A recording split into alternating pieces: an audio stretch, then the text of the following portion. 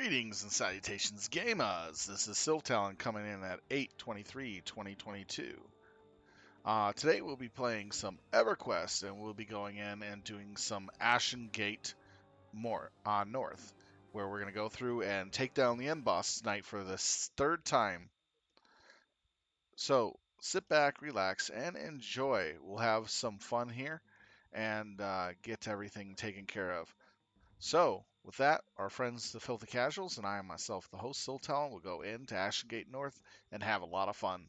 So grab some snacks, grab some drinks. We'll be going in quite a bit. We are getting buffed up, going into the DZ, and preparing for our fights. So it's getting all started, yo. We're just waiting for the DZ to open up. And we'll be going right on in.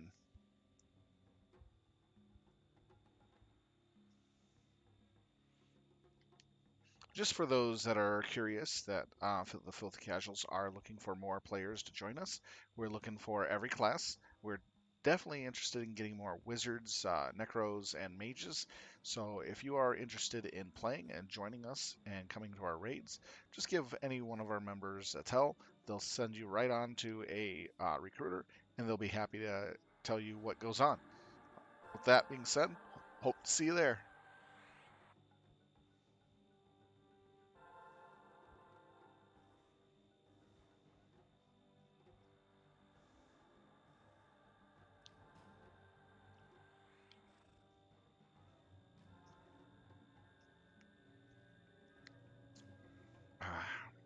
1919 root beer, delicious.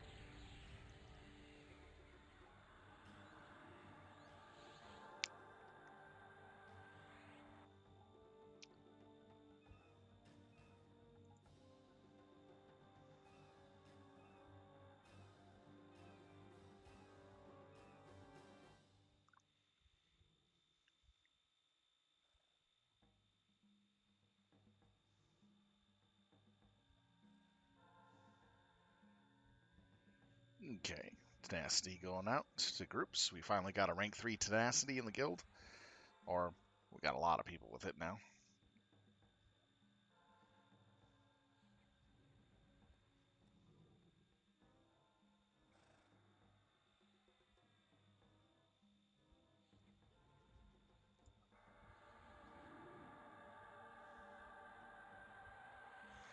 There we go, get them all in order so it's easier to understand where it's at.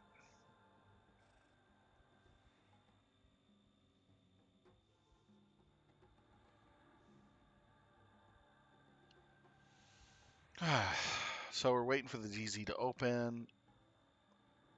They're having someone else new open it this time, who just finished all the quests. So they're getting them squared away, make sure he's got everything. But other than that, it's going to be a really interesting night. This will be the third time we'll take down the end boss in one shot. So we're looking forward to that. But that end boss is nuts. But we have a nice way of handling them, so it'll make sure that be pretty much easy for us. So we'll probably do what we did last time. We'll take down all the other bosses, including the end boss, before hitting the Wraith. That's if we have time to take out the Wraith. So the Wraith will be last because of all the debuffing and all the shenanigans he pulls.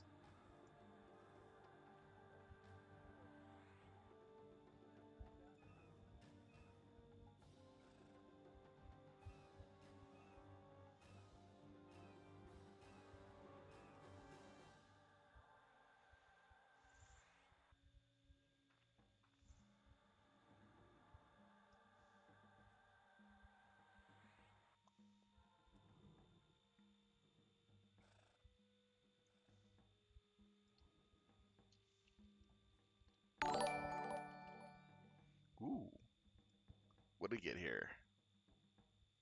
Oh man, thank you for the party rate of 27 there, sweetie.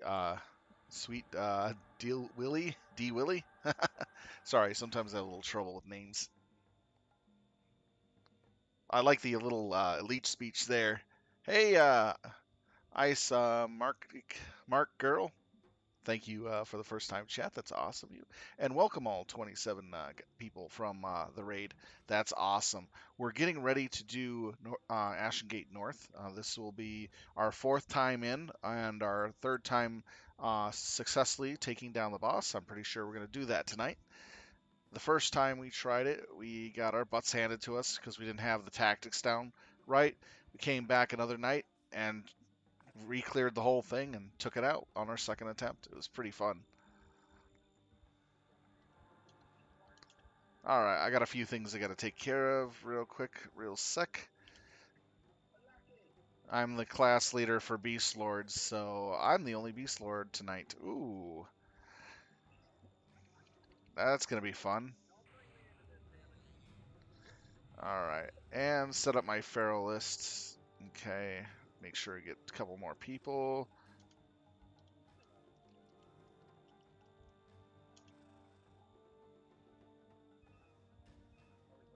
August Burn Phil, hello there, man. Nice to have you first time chat. That's awesome. I do apologize you can't hear the guild Discord. They requested that. So all you're going to hear is the in-game and my voice chatting.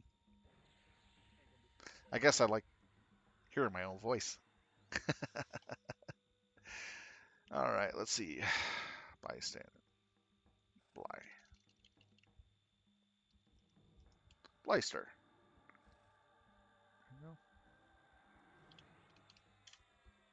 And Vexed. All right, he's already there.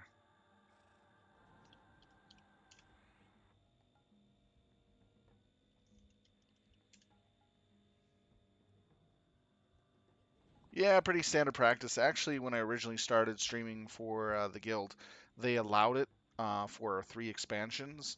But when we got up to the one expansion where loot boxes were dropping off of the 2.0 epics, I believe that was MPG era, um, people were using the stream to snipe and steal the boxes. And so they had me take the channel off the stream. So Discord was no longer allowed to be streamed. But before that, everybody got to hear all our tactics, how we were setting things up. Really, really useful information. And I've gotten many comments over the time how the information was so useful for other guilds on other servers that they really used my stream to do a lot of raids that they had trouble with because they got really good ideas from us. Yeah, it kind of sucks when that happens. I do agree, Ice Market Girl. But I mean, that was the one time that they had the part where loot boxes drop and anybody can open it. It didn't matter if you were in the raid or not. So you had to get on it as fast as possible. So a rogue could be around your raid SOS and you can't see them because they're not part of your raid. And that's what was going on is people were SOSing and ninja looting the boxes as soon as possible. And some of those boxes were positioned in particular places you had to run to get, while others dropped on the person who was getting the item for, for their Epic 2.0. Sorry, little burpee because I'm drinking 1919 root beer. It's pretty awesome stuff. Nice and smooth and very delish.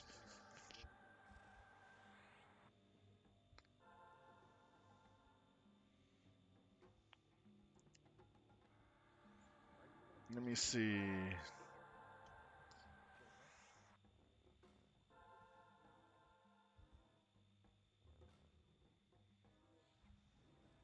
Yeah, we're getting buffed up right now and we're about ready to go in. We'll probably hit the ground running immediately since we've been sitting here for a bit. Oh yeah, I like making root beer floats, but my favorite ice cream to go with a root beer float is either French vanilla or cookies and cream. Oh, with uh, mashed up Oreos added in as well. That little extra Oreo is just awesome.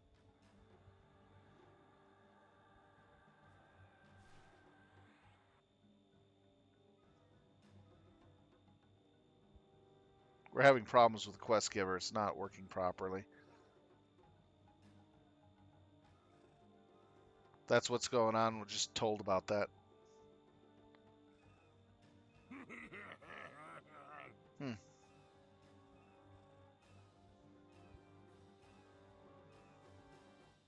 So this is pretty much everyone that's going in. We have about 42 people out of 52. So right now our guild is looking for more players that are interested in joining our raids. Um, all you have to do is just ask anyone filthy casuals to talk to one of the recruiters, and they'll be happy to help you. We raid Tuesday, Thursday, and Saturday, and we have an off night for random loots from older raids, so to help characters get better gear. Uh, in addition, we're looking for all classes, by the way.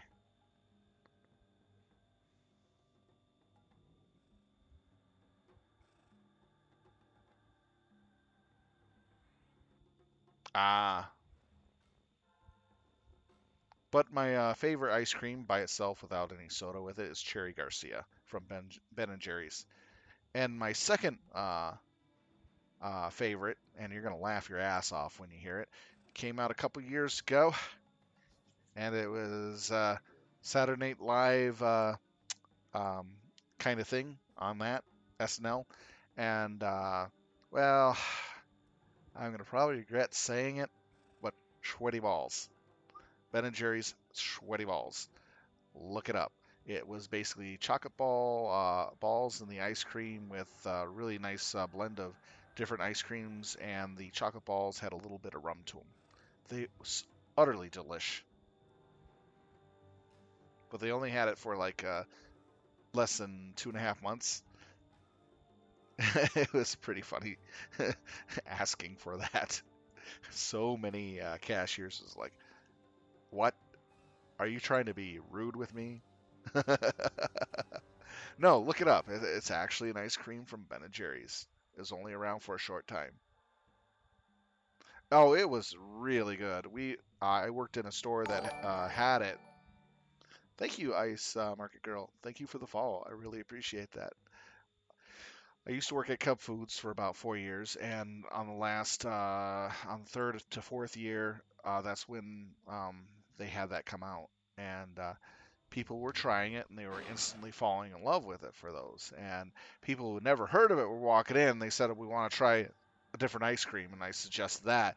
And then when I showed them the Ben and Jerry's ice cream, because they did not believe a word I was saying, and we had it in stock, they were like, "What?" And they bought it. And within like a week, the first week we had it, we were selling out of it every single time it hit the shelf within hours because a lot of people loved it.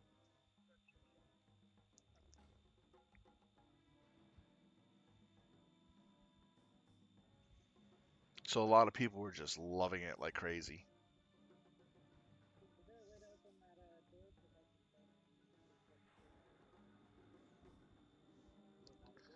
I gotta see what's going on. So what's going on, guys?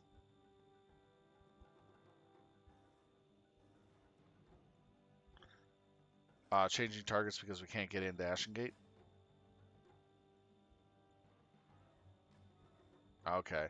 Sorry, guys. We're not going to be doing Ashen Gate tonight. We have to switch targets because for some odd reason the DC is not functioning correctly, and we can't get Ashen Gate North.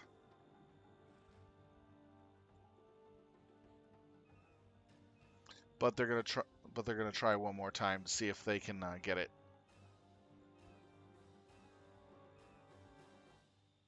Since the last update that they had, some of the DZ has been really wonky.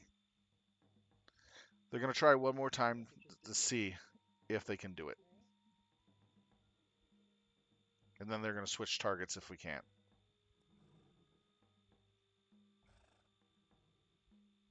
I'm hoping we get Ashen Gate North. That's a lot of fun.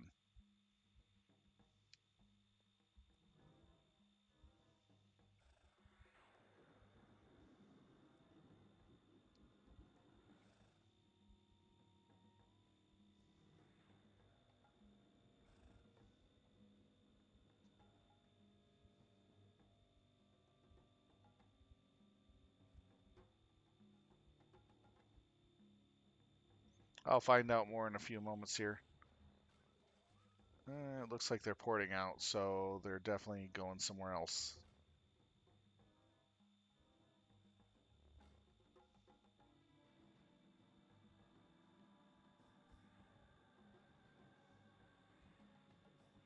We might be going to Frostcrypt 1.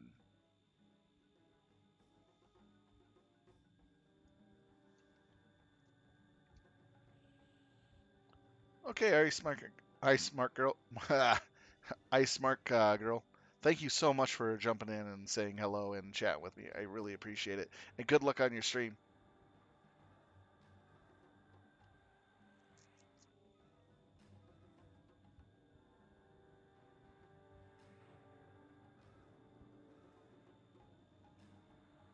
Yep, we're doing Frostcrypt. Damn, I was so looking forward to Ashengate. We'll probably try to get in Ashengate on Thursday then.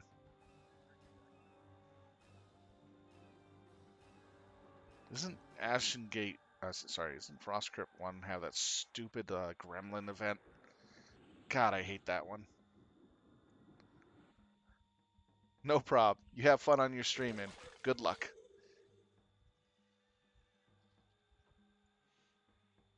Okay, I'm going to have to change the stream name in a minute here.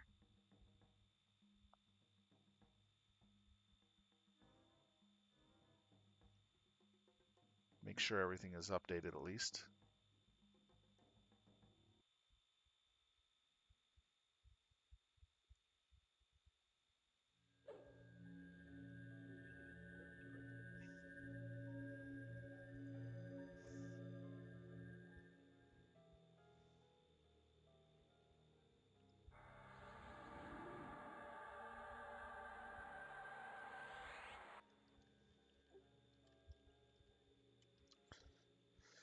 All right, it is Frostcrypt 1. Stream updated. There we go.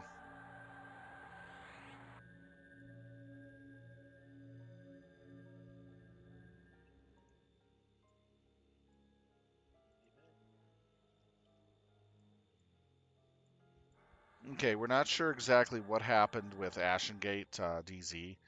We've tried 5 different people who have access to it, who had done all the quests and everything, and no one could get the right DZ up. So we have to switch targets and focus, and we're going to do a Frostcrypt 1 raid instead tonight. We'll probably try Frostcrypt, sorry, we'll try Ashengate North Thursday. Hopefully they'll have it fixed. But that was really weird that we couldn't get in.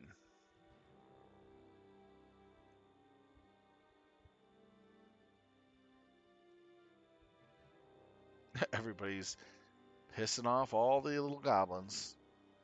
It's a goblin party.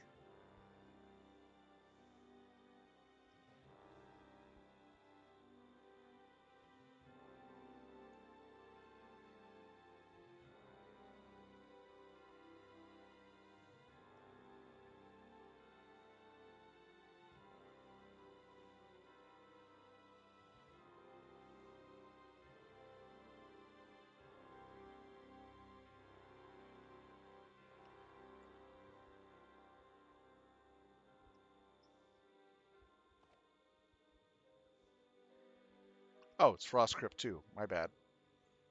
Gotta fix it again. They originally said Frostcrypt 1. Alright, so they're gonna do 2.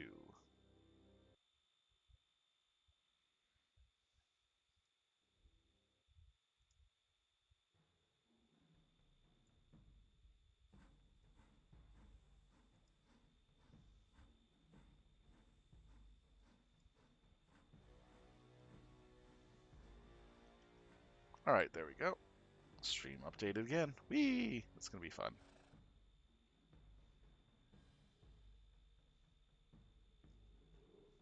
Geronimo! Whee! A lot of spiders.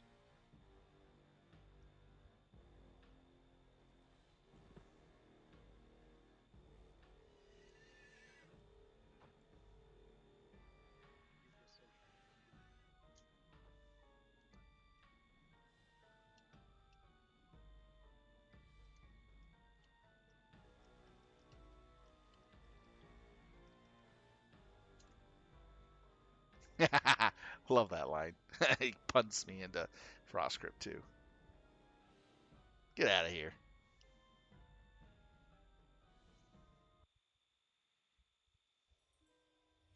All right.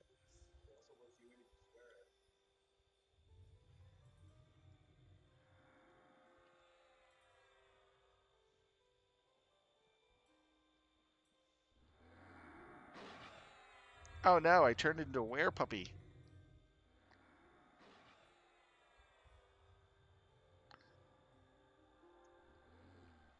I like the white werewolf skin better than the regular werewolf skin. I think it looks more awesome. Alright, let's turn my kitten into a planeswalker. I could turn it into a werewolf too if I wanted, but I like the planeswalker cat look. Ooh, ooh, ooh. Let's take it one step further. Let's make it a planeswalker rat.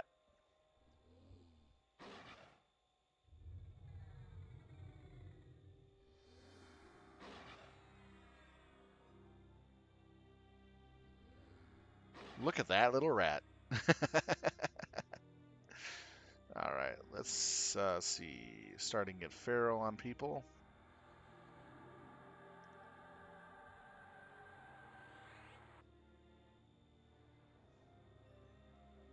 Okay, everything all set and ready to go.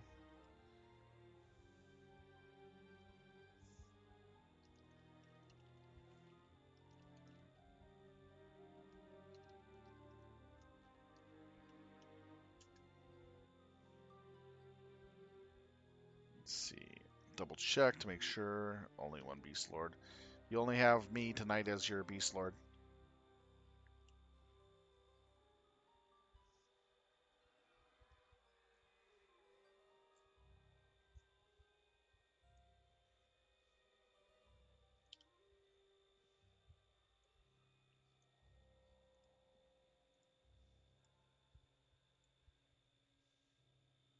Oh, it's Frostcrypt 2 with the stupid gremlins. Yay! I hate that event. I really hate that event.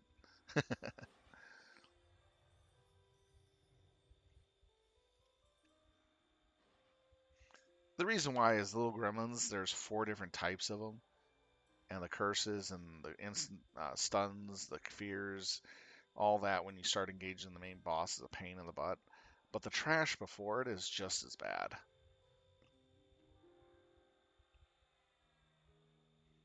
Mana drain, endurance drain, health drain, everything.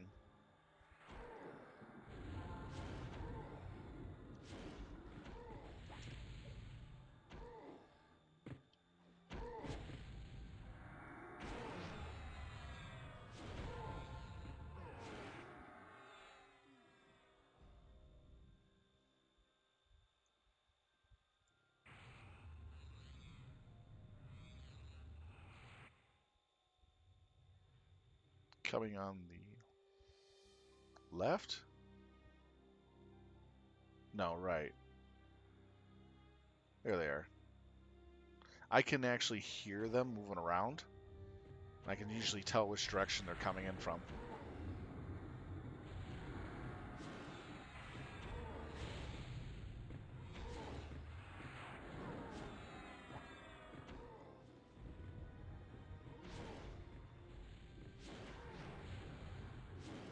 Okay, another Pharaoh going out.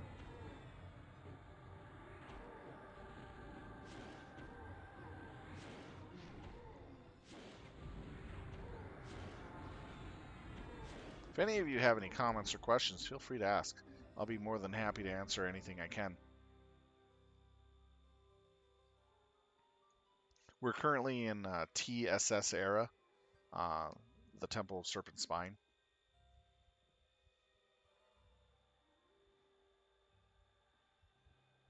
It was 3 weeks ago when we finished the beat the last boss of the expansion.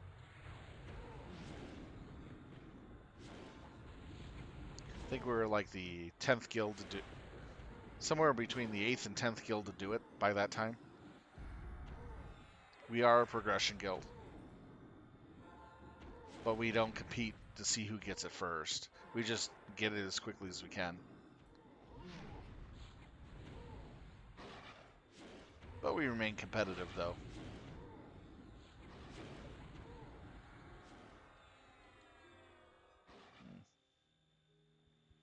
Buff am I missing? Am I missing the Shaman Focus?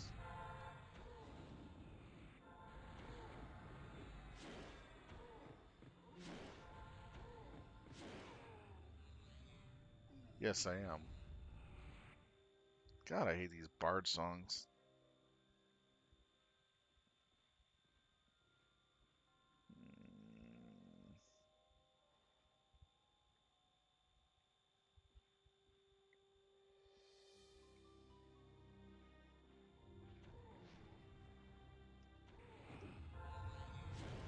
Trying to figure out what spell to remove.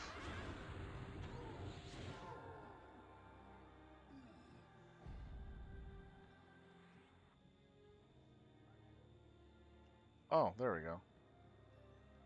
Move that. Only 36 seconds left on it. All right. Then I got 2 buffs, debuffs there to get removed. Those were throwaway buffs from clickies.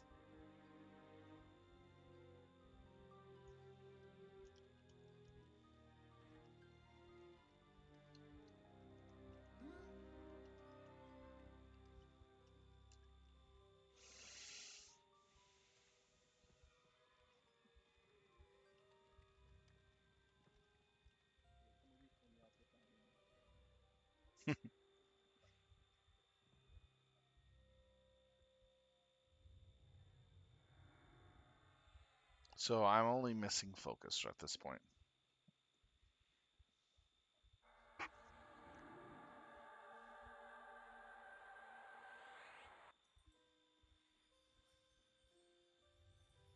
So I got 3 total buffs that I can remove.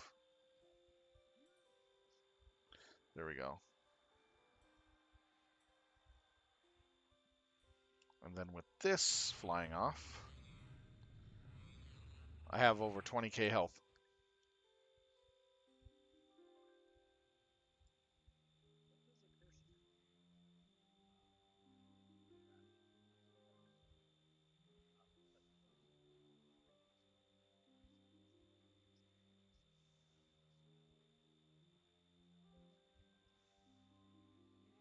Oh yeah, the green counters. I need to get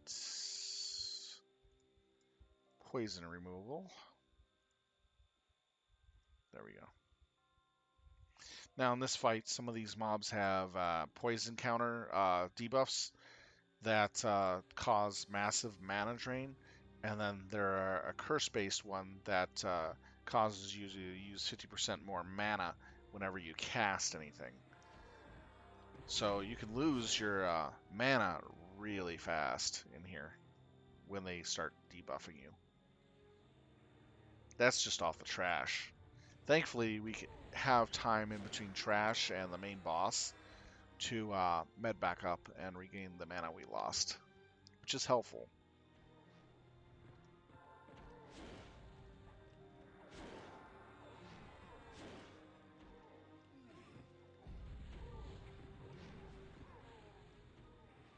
These guys aren't really that bad. It's the next group that we have to fight. Up there's the green one. See, I lost so much mana before I was able to heal.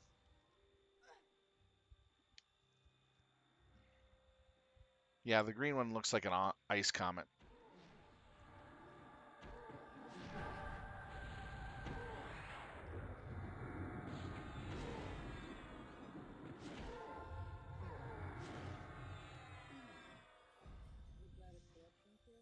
No, it's just poison.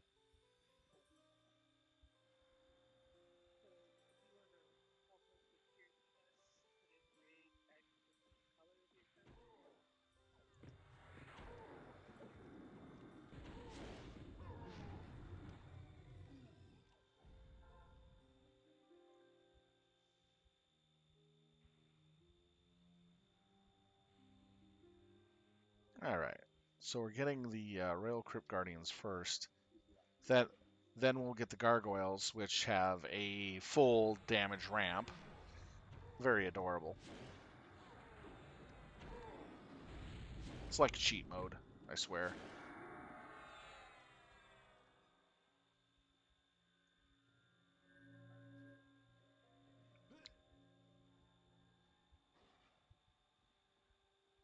Okay, so the Protector is the last we'll pull out of the rooms.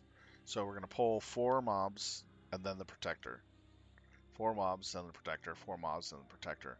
Then it unlocks the room boss that's in front of us. And then we'll met up.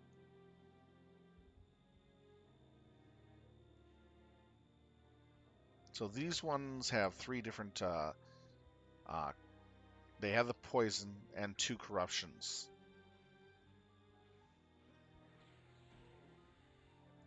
And they do hit hard.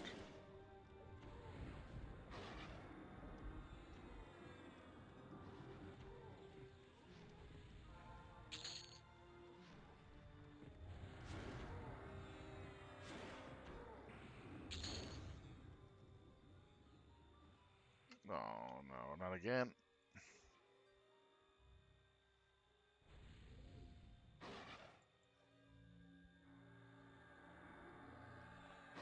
Holy cow. That was a lot of mana loss.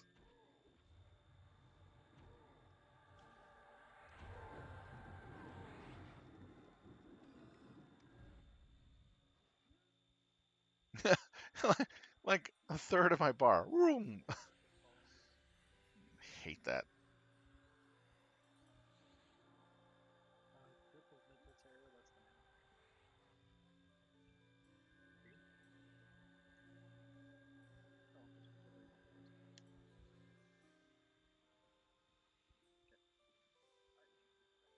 There's actually 2.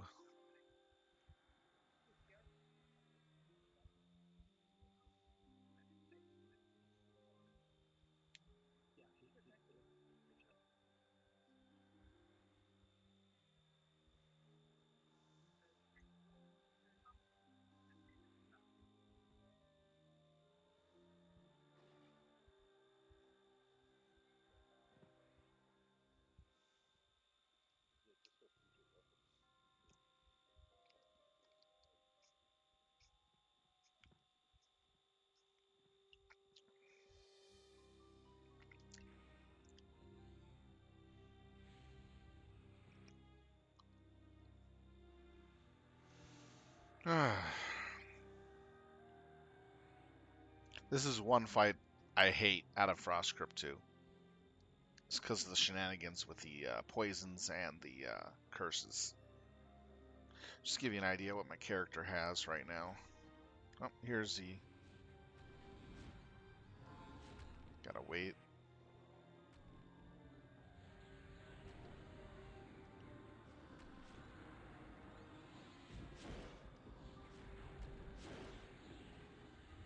Okay, 2 corruptions there. Nothing I can do about it. But I can heal... I can even heal it off my pet if I want.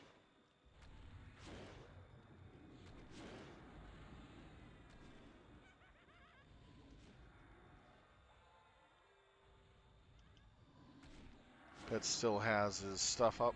It's good. These are the 2 I'm watching. They're the shields that I put on the pet.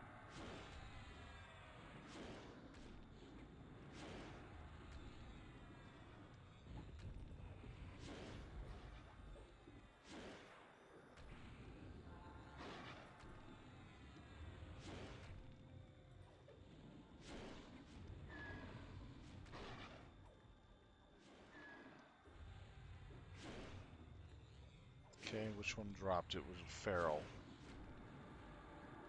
Where's Feral going?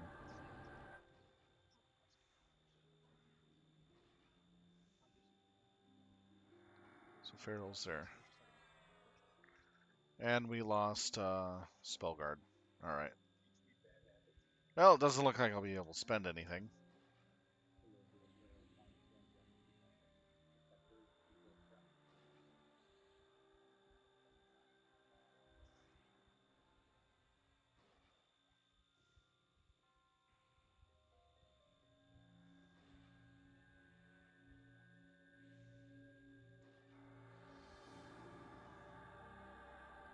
There we go.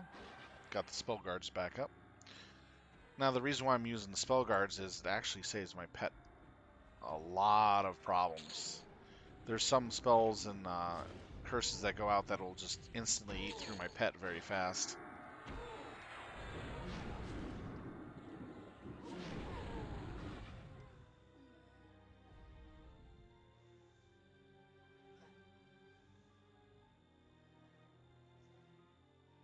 Especially in Ashen Gate West and North, I've had my pet just get deleted by random spells if I didn't have those wards up.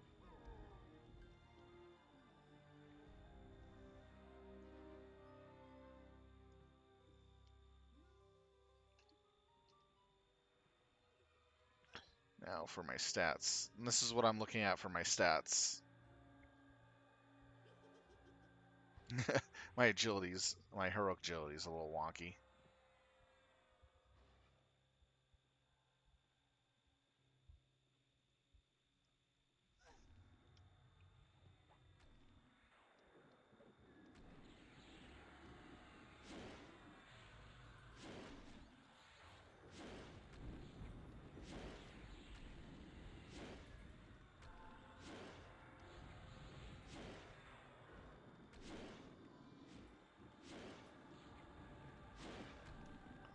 Oh, one of those will drain my mana when they finish, that's for sure.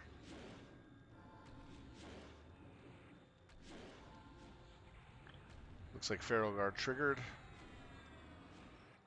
Let's get out the second Pharaoh.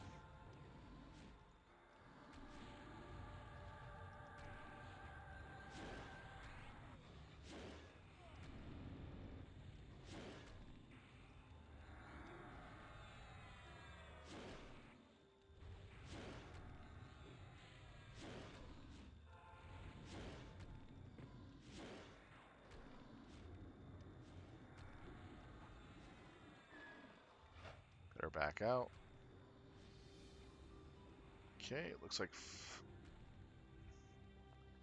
Pharaoh Guard is down. Pulling Pet out.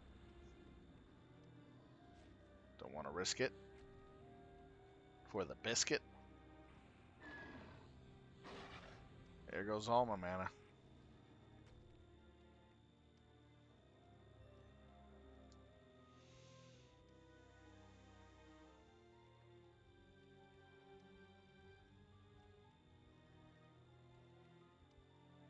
There we go.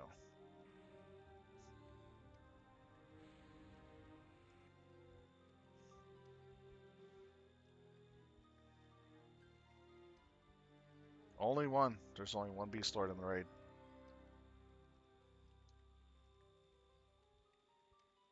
If you want it now, it'll be ready for later.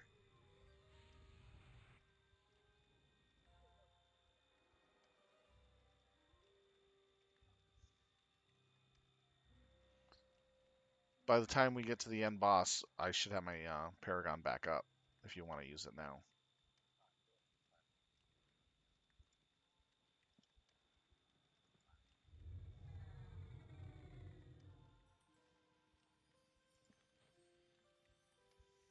Because if we do the Paragon early, like right here in the first boss, before the first boss, by the time we get to the final boss, we'll have Paragon back up.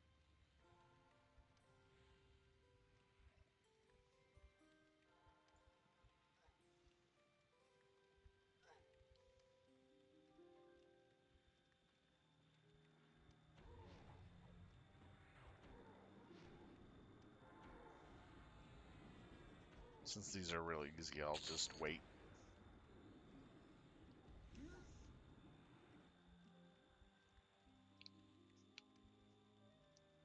This is the last room we're pulling, and then we're going to take time after this last room pull to met up.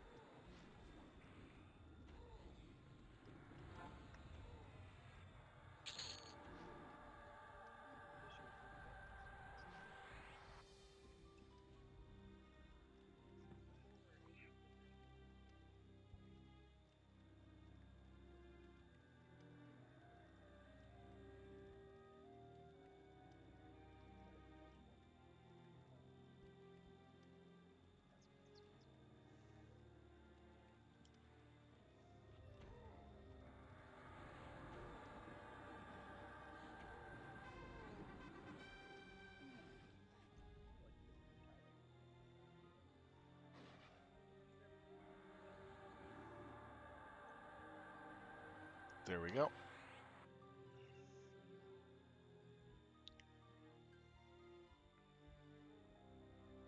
Can't believe.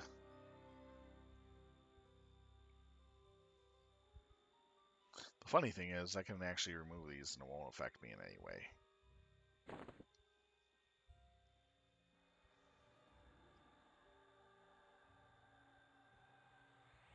way. See, got glasses on. Almost looks like it. Gnomes have the weirdest armor sets.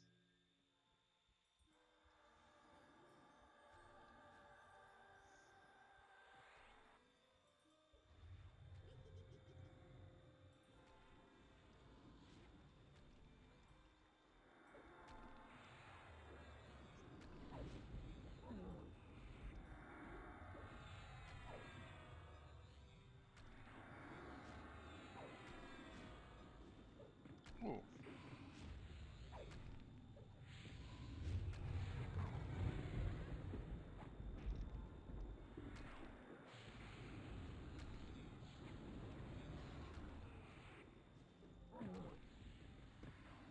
Put her back out.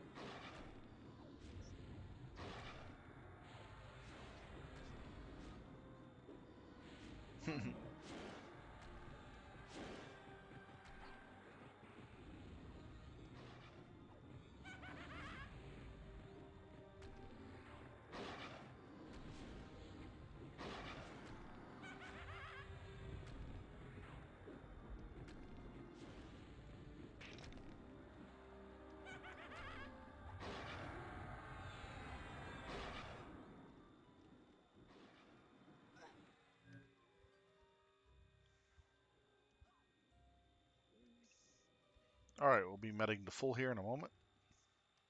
At least we didn't have any deaths this time around. Last few times we went in, we had at least 2 or 3 deaths.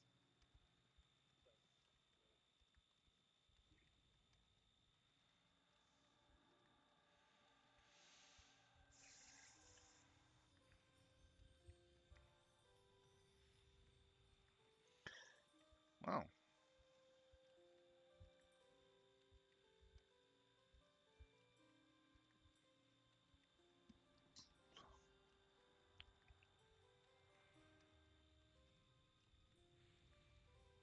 So the game plan here is to have melee be on the boss, all ranged on the gremlins that spawn, and if we need to, we'll pull some melee off to fight the gremlins as well. But hopefully our tactic works just fine. Sometimes we actually have to pull melee off to deal with the gremlins.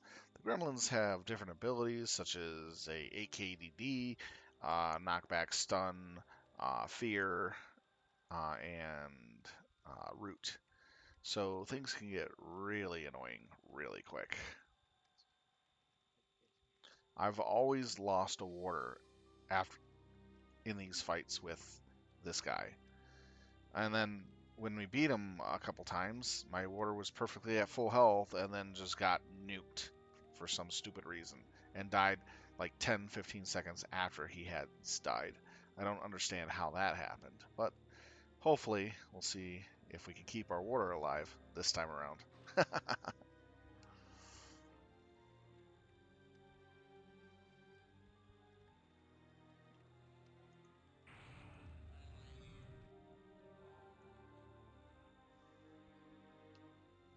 see.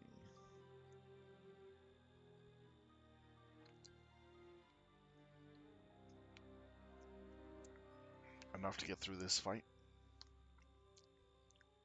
We'll have OCC regen in about 2 minutes and 30 seconds. That'll start kick up.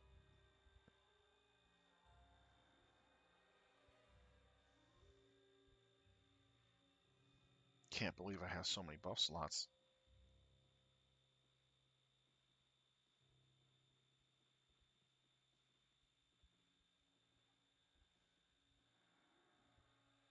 See if we can change the UI around a bit.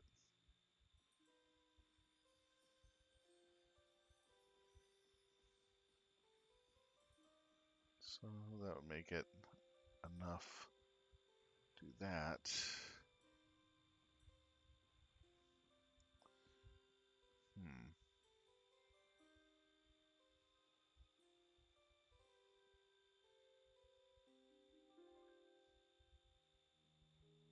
Ah, perfect.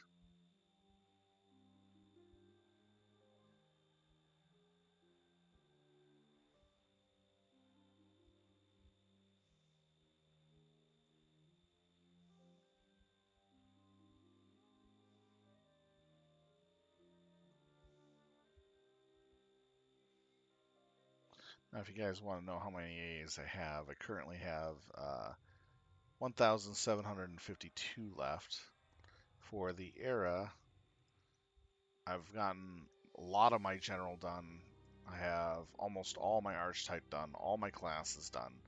So I'm going to finish this off here, and then finish this off here, and go back per each expansion, and finish up all the other AAs I have left. These are all done here, I believe, except for this.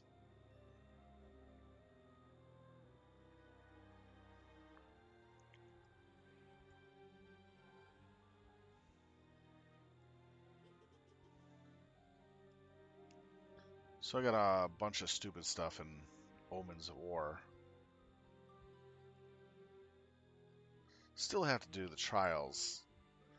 That'd help me out a lot with resistances. But it's been hard to get anyone who wants to go back and do that. So I don't got too much to do with my AAs, and I'm completely done with them.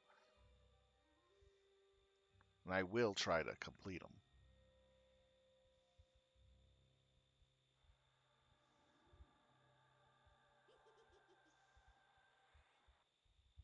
Let's see.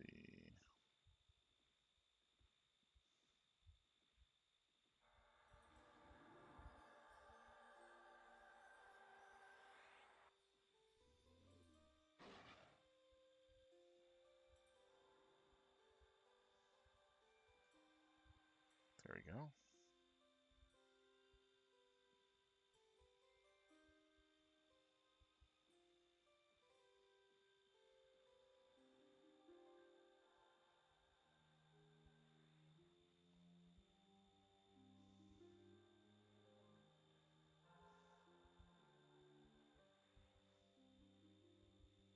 Probably move that there for future expansion.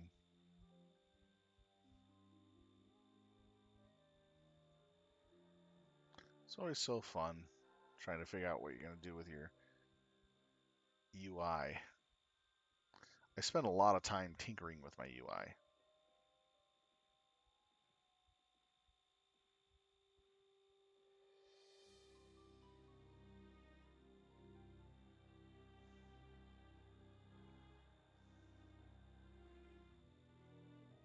And if I didn't have this up, I could really clean this UI up a bit.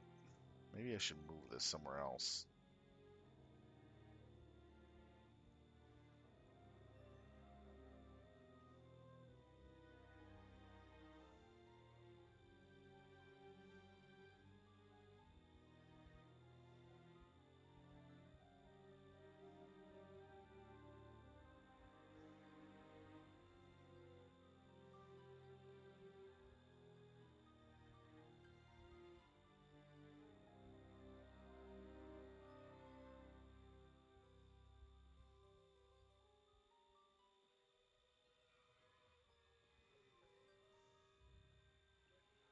That looks good.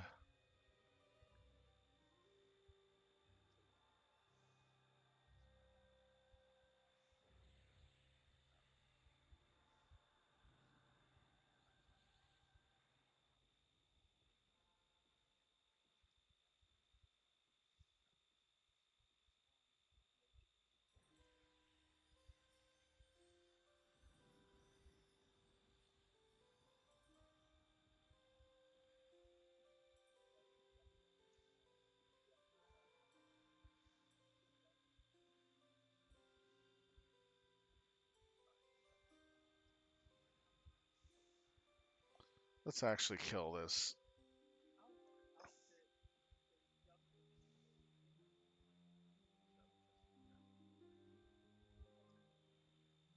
There we go. That makes that much better. Don't you agree? Okay.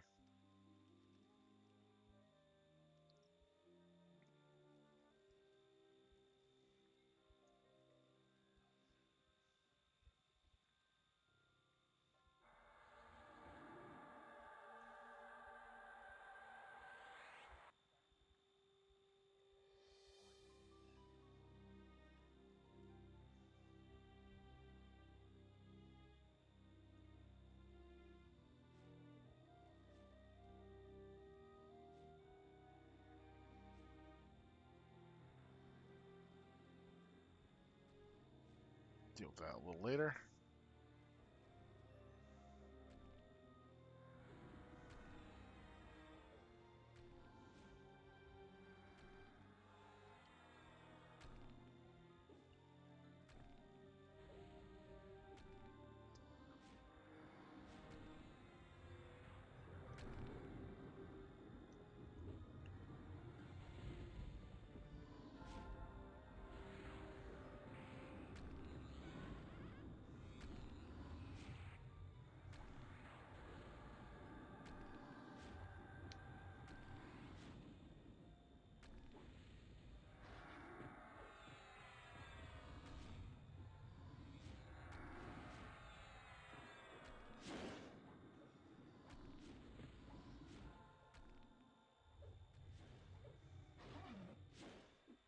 Ow.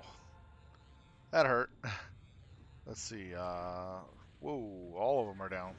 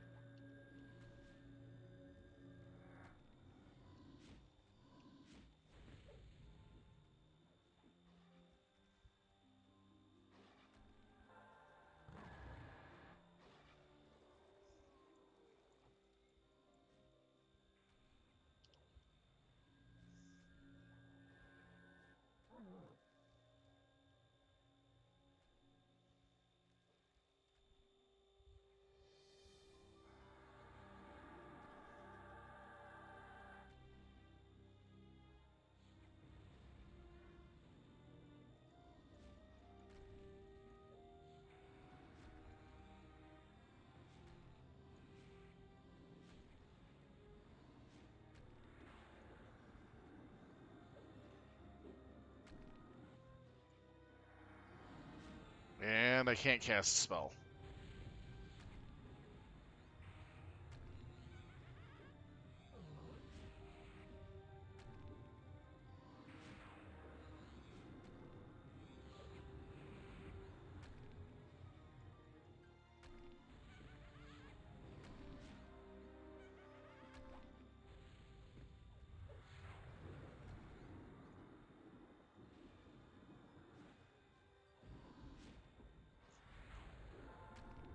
Where the heck is my pet?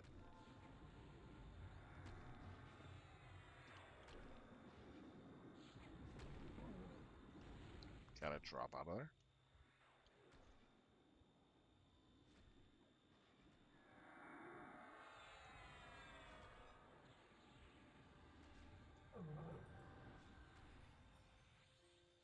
No.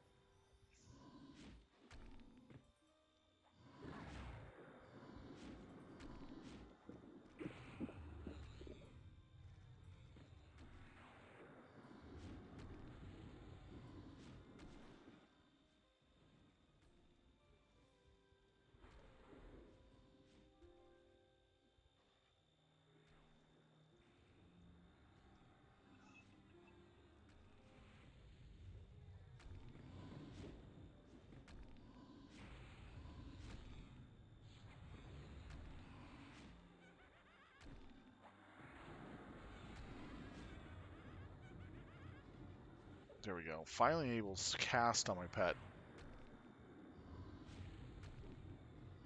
But I'm completely out of mana.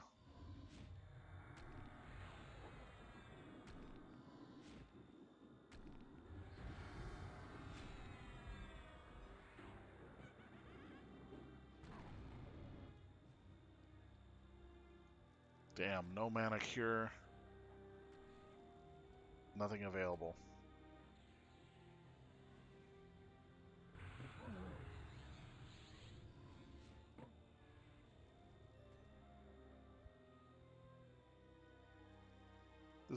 This is Sylv. Can I get a heal real quick?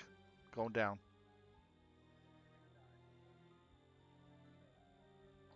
Still alive. I'm in purple. Nope, dead.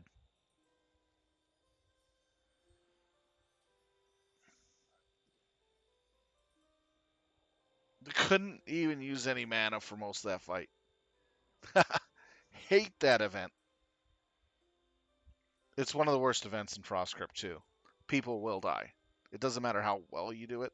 People will die.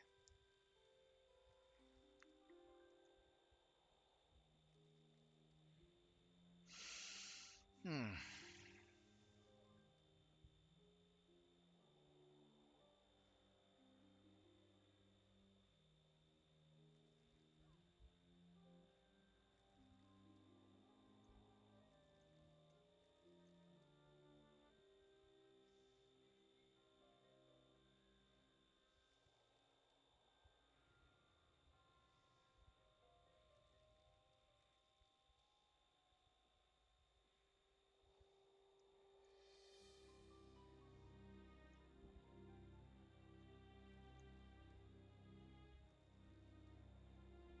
Ooh, interesting stuff.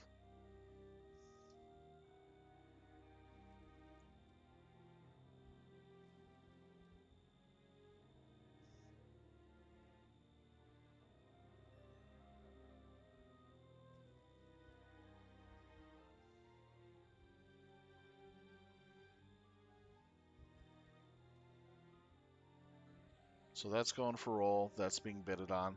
Can't see what it is because I'm dead. It's kind of expected that a lot of people are going to die on this boss. It's due to all the gremlins and all their stupid effects.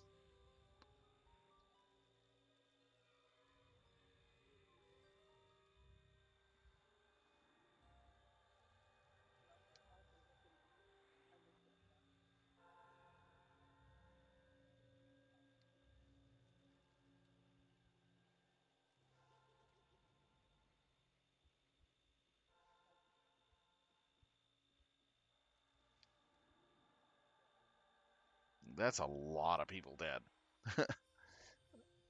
Damn. About over half the raid. That's the worst we've had in a while.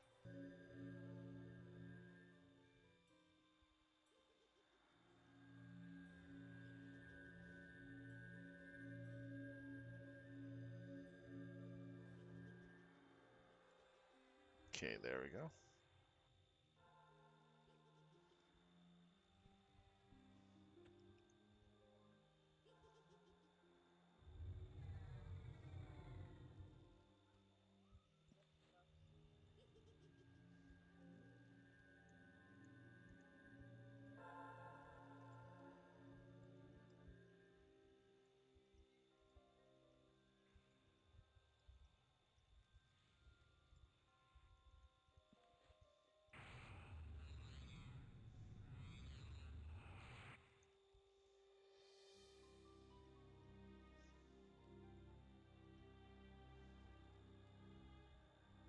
There we go. Making sure Pet gets his buffs in.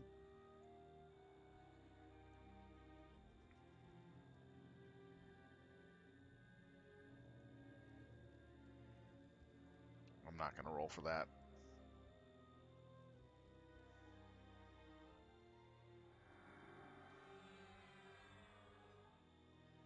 I liked having the,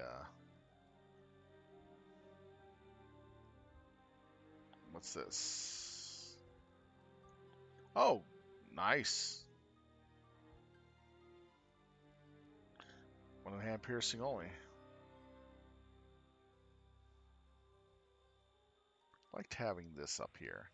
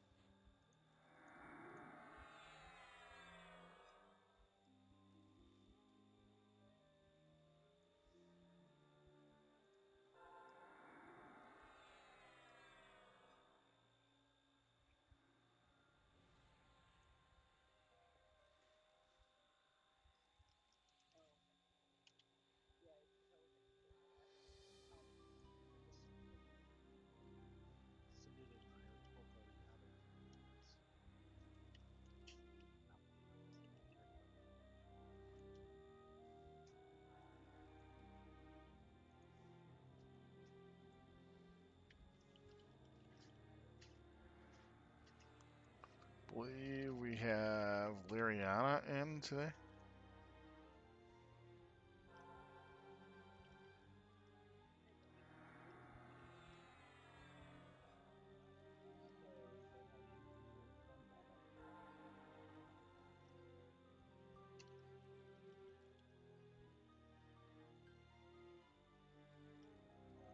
All right, there we go.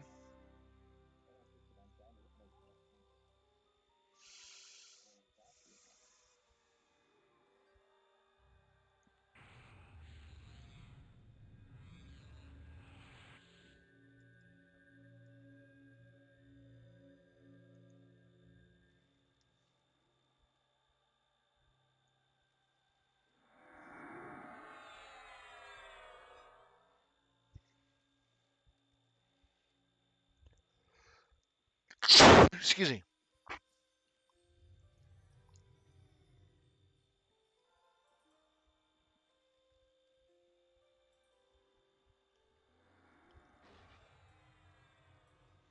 All right, time to get the SE on everybody.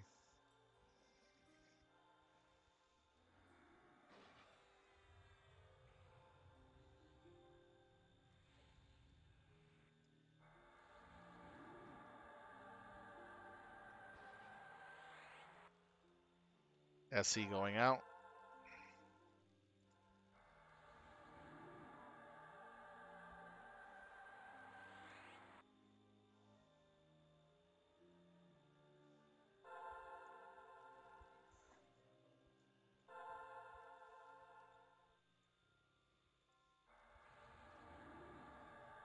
All right.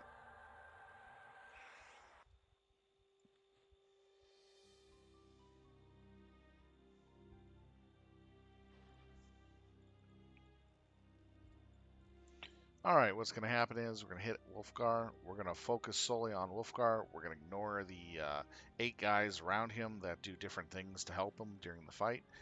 All arena beasts will be mezzed. If there are some arena beasts that are not mezzed, a few people will break off from Wolfgar and kill the arena beasts. And that's the game and strat for how we do it.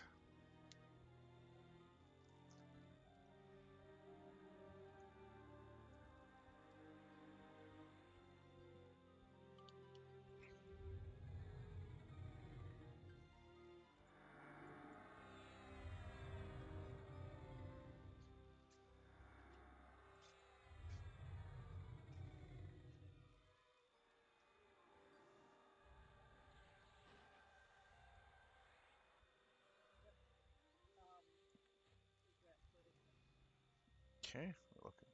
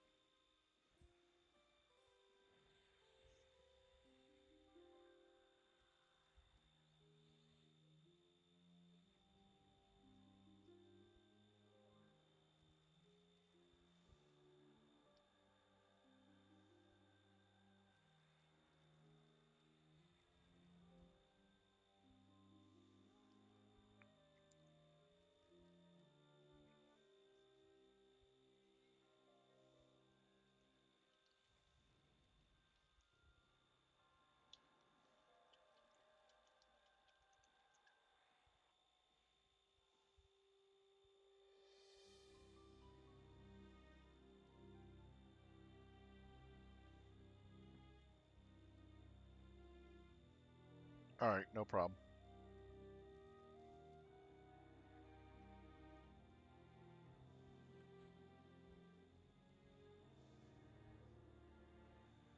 Alrighty then, we're getting ready to hit up Wolfgar as our next target. Alright, Tenacity gone out. Cool.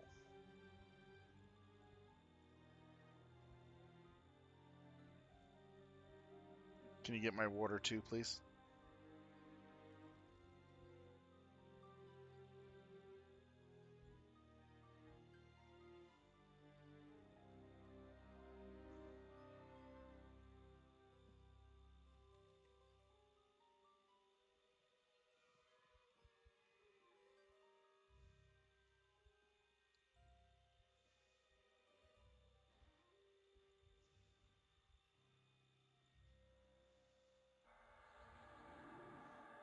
Alright, let's get Pharaoh starting to go out now.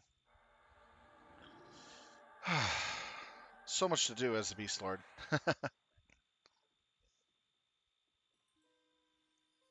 Also, I need to keep an eye on MBGs for Paragon and stuff like that for the Beastlords that are in the raid, which we only got 2 now.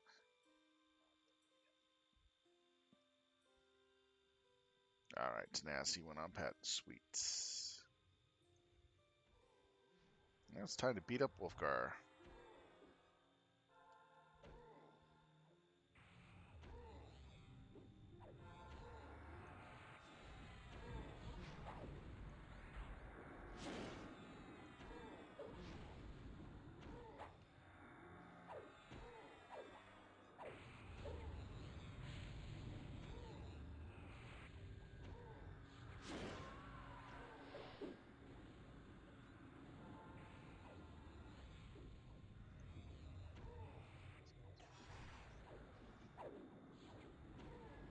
Okay, burns will go on 50%.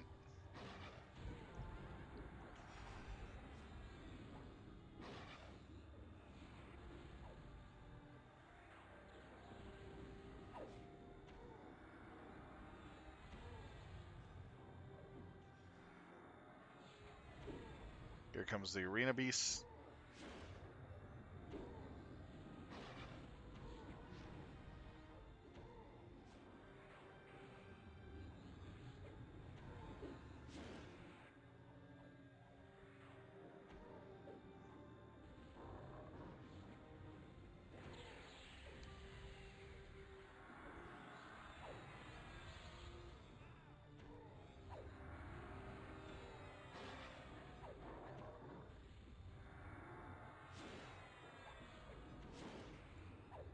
Pharaoh number 2.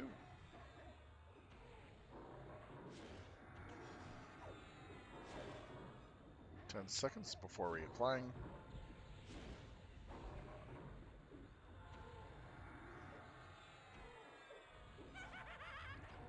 62%.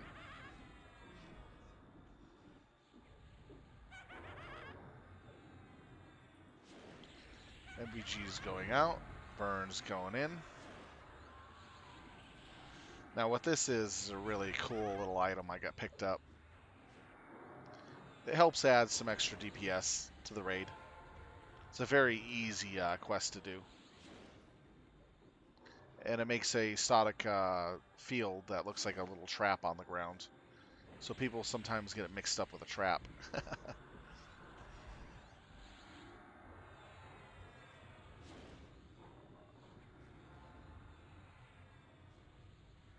So they got all the mana beasts, the arena beasts taken care of.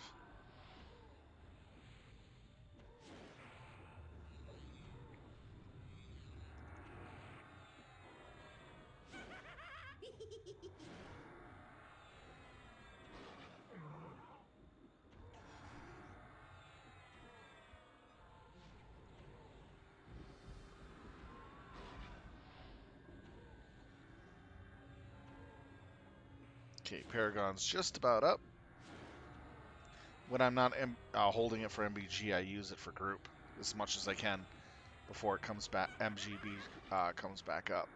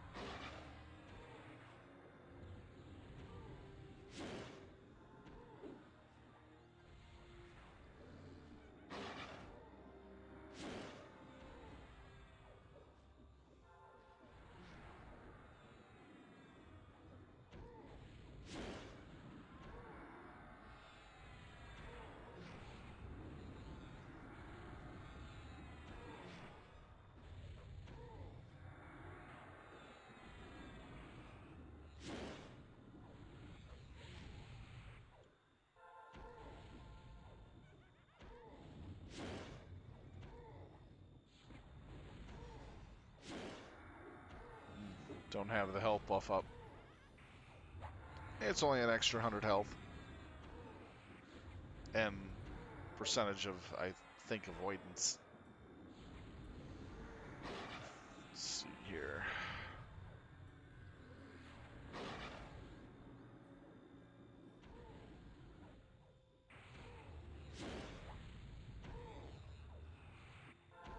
This is a little nice item too that I picked up. All these two items that I showed you, I'll show the second item in a moment, are all from Icefield quests.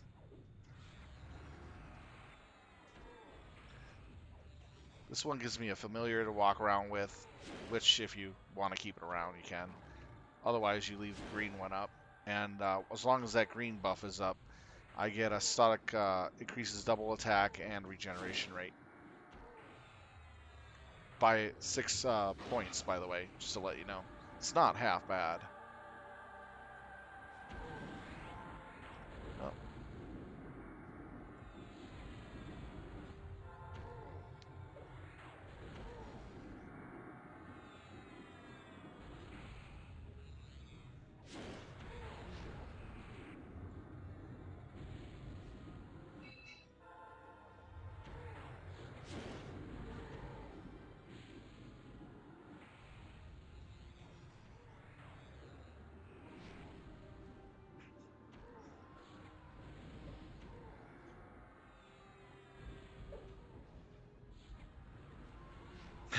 Someone pissed off one of the other giants.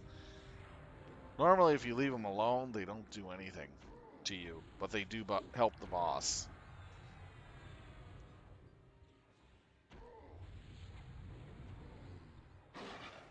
And when the fight ends, they still don't do anything to you.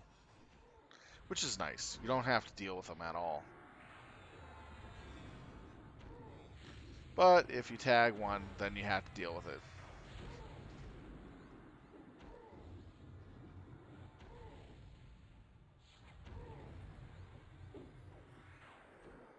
Okay, what we got here?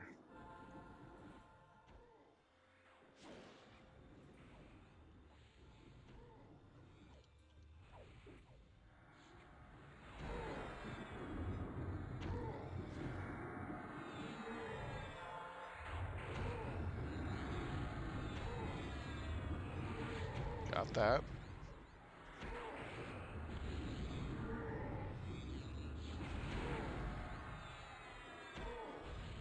It's not bad for plate wearers. Back flag, of course. Arm guard mold. And boot mold.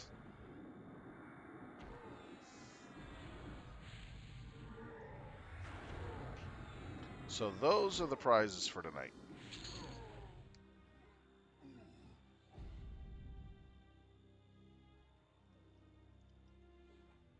Now we gotta go through the beasts.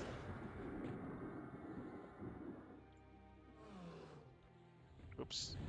Woke it up.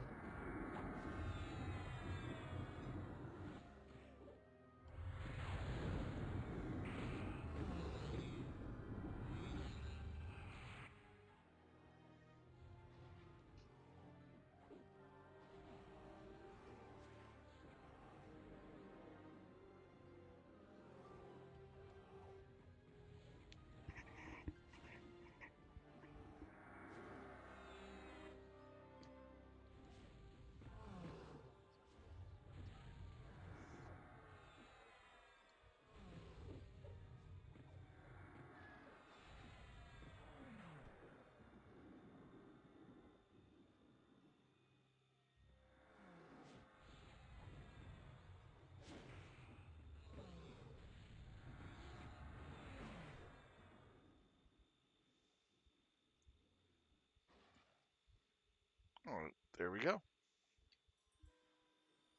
Let's see, which is the next boss we're going to be doing?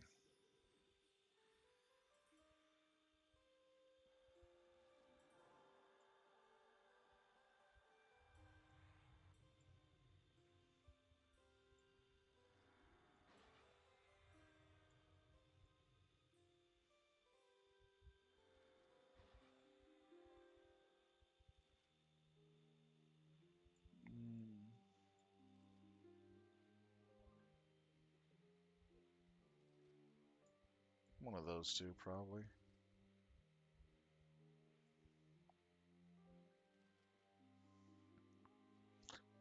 They'll tell us which boss we're going to go after next. Shouldn't be too hard. Definitely going to have to go back.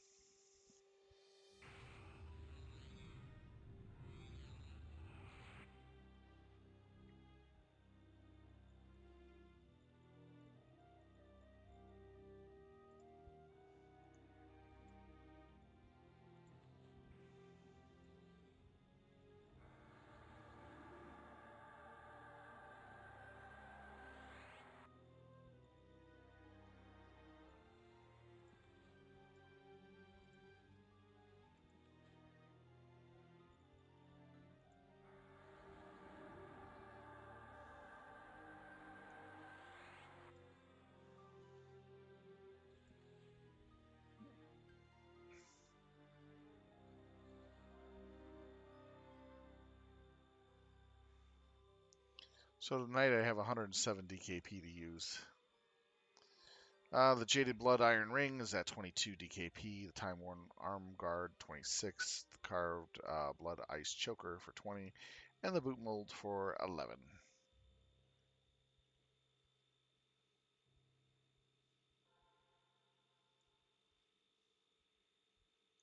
If I had any of the large glowing Power Stones from Ashengate or Frostcrypt, I'd be bidding on a piece of gear right now or later. But I don't, so I'm not going to waste the molds for something I don't have for the second item.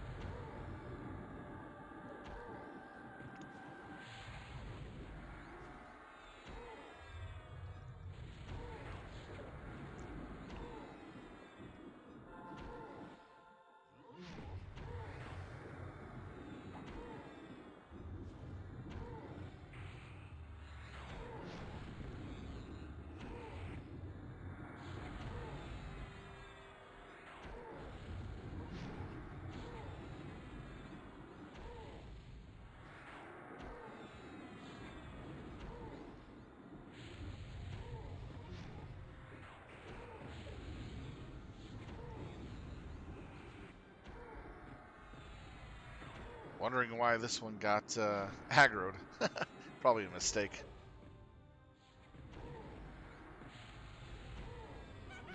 It's not a name, though.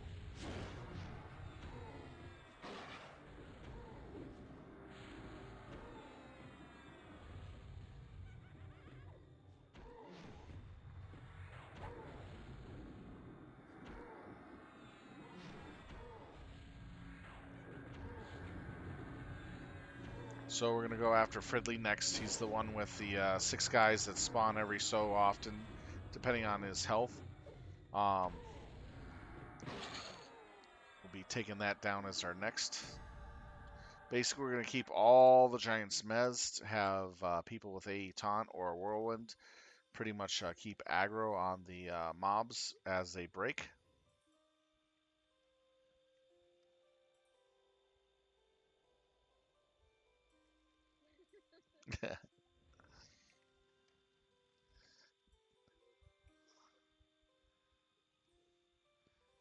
Experience of dissatisfaction.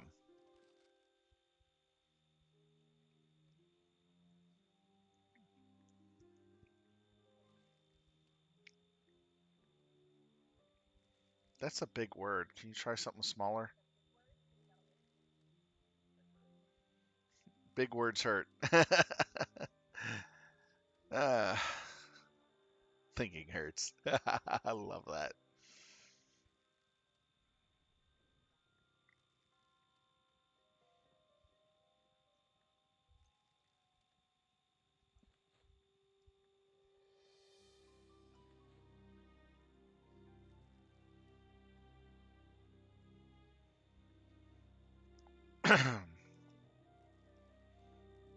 There's going to be a shit ton of giants by the time we kill this guy.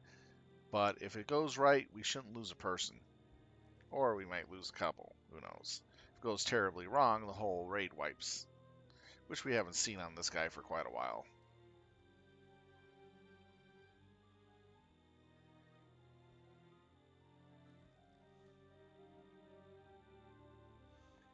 The real fight of this is technically you have to beat down the ads till they're a certain percentage, and they stop attacking. They're confused, and you tell them to attack uh, their former master, and then he breaks the confusion off them. They start attacking you back. You do it again, and you just keep rebounding the ads back and forth, back at him. But because of the DPS we have, we can literally ignore the ads, keep them mezzed, and just DPS the boss and then repick them back up as soon as their mez is broken, and remez them and continue beating the boss. And that's it's pretty easy. It's pretty easy and fun. The only fight in this expansion that gives us a hell of a time is the final boss of Northern Ashen Gate and the Gargoyle, the one we just fought at the first of the raid time. Those are the two bosses in this expansion that is annoying. People will die.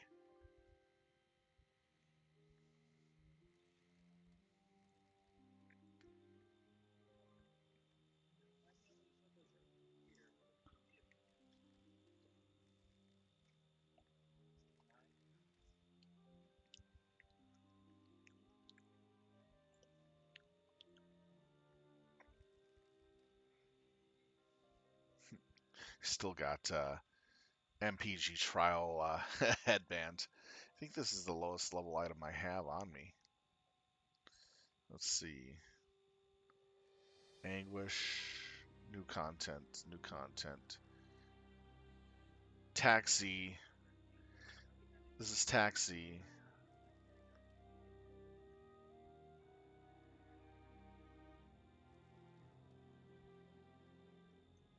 This is Anguish.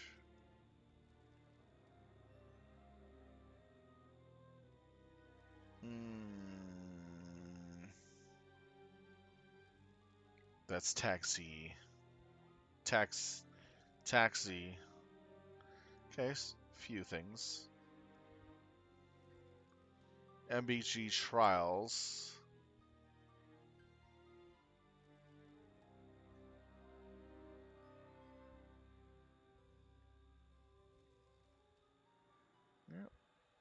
That's about it.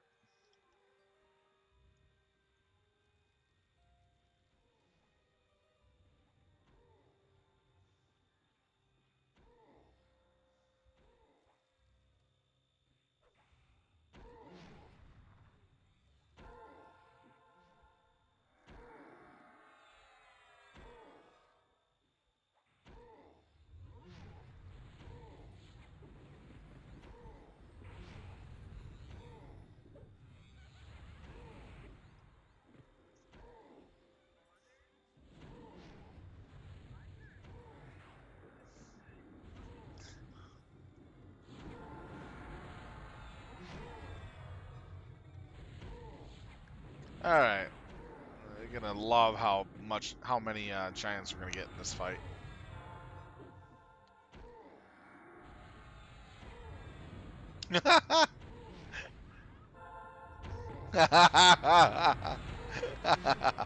Wow, that was terrible.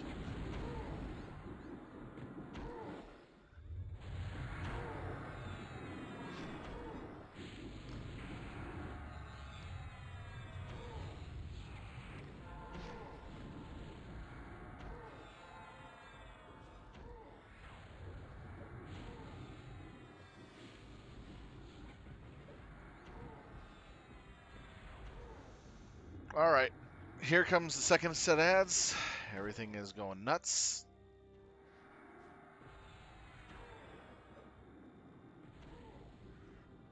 Got locked down pretty quick. Very nice.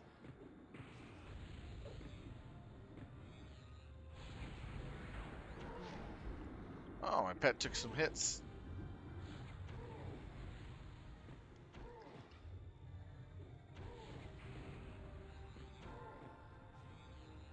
Next group.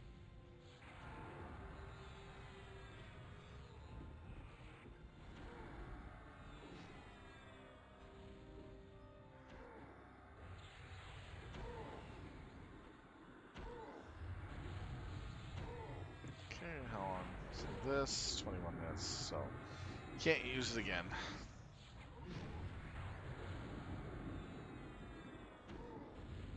So the MBGs are going out.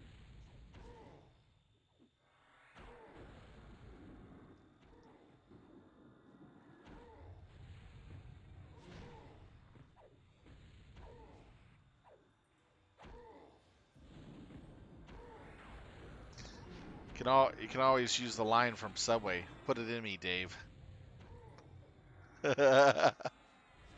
Subway, they had a commercial where the toaster was talking, and he was referring to the sub that Dave had to toast it.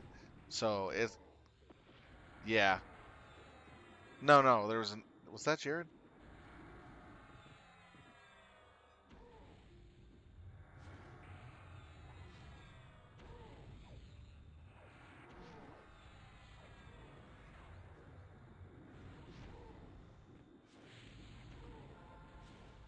Well, anyways, this Subway commercial had that in there, and they redid it.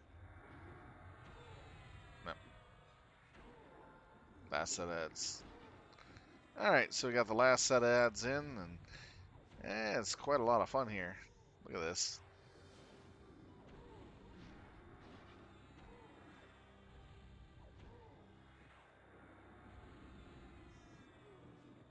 Mez break in about 40 seconds.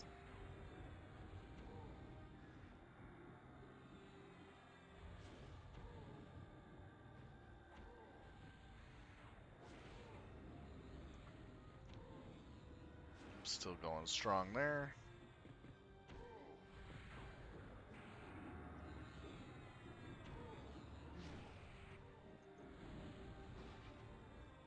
There they go.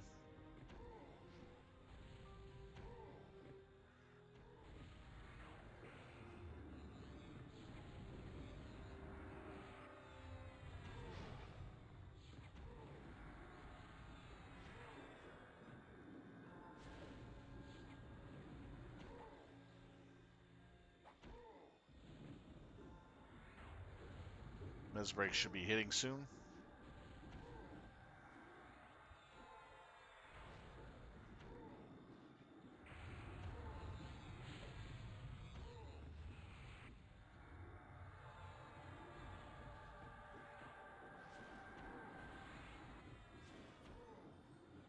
least they're locking them down pretty quick. That's a good thing. So once we kill the boss, we don't have to worry about the ads. They'll despawn, which is actually pretty nice of them to do that. Otherwise, it'd be a major pain in the ass.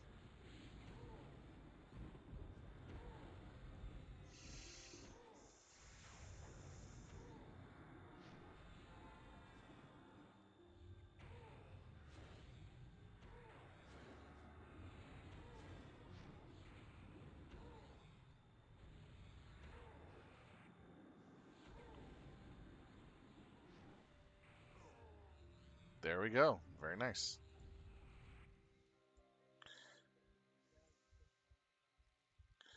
All right, we got Jagged Bone Handle of Ice Reaver. It's pretty darn nice. Back flag. Scorched Frostwing Ring, sorry. So nice to have that one. Especially with the poison-based spells. Oh, man. 65% damage on this would just be nuts. Time-worn Armold.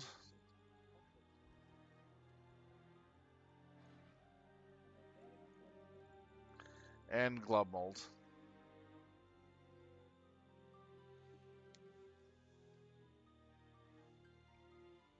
Let's see what the...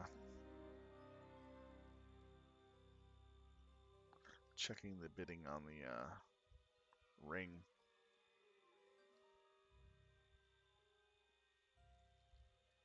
Okay, I got these 2 rings. So that's pretty good. And this is from...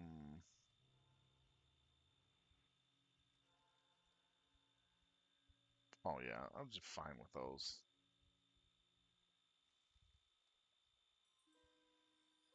Harfang is going to be our next fight.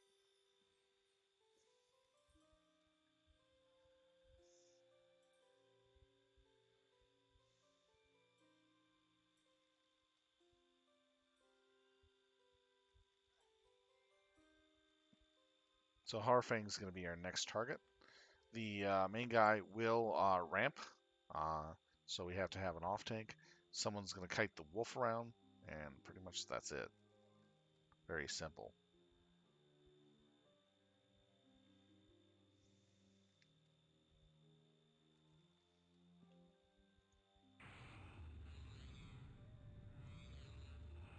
And what happens is during that fight, we will also be clicking on the caskets that are in the walls that have giants in them.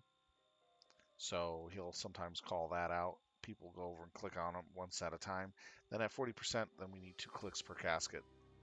So that's pretty much what goes on. Plus he has an aura in the room that does damage to you over time, which can suck. So it looks like the ring is going for 20 plus. Gloves went for 20, arm guard went for 25, and the jagged bone handled reaver went for 5.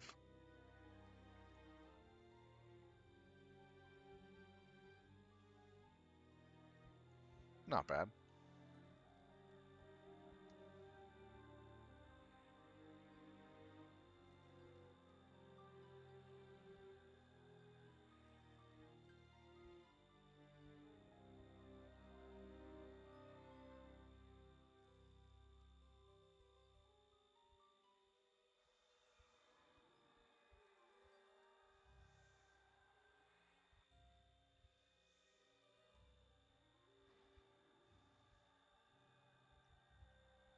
Frostcrypt 2, I think, is a little easy. It's pretty easy.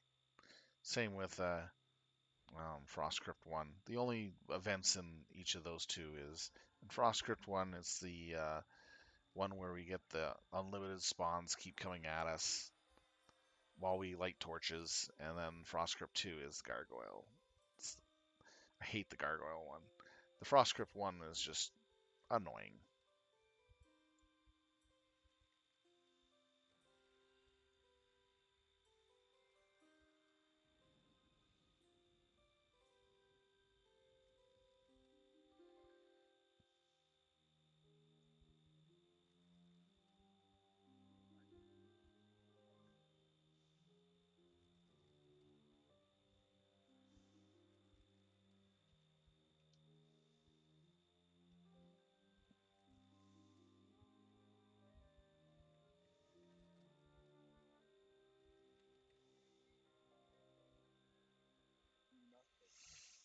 Hmm.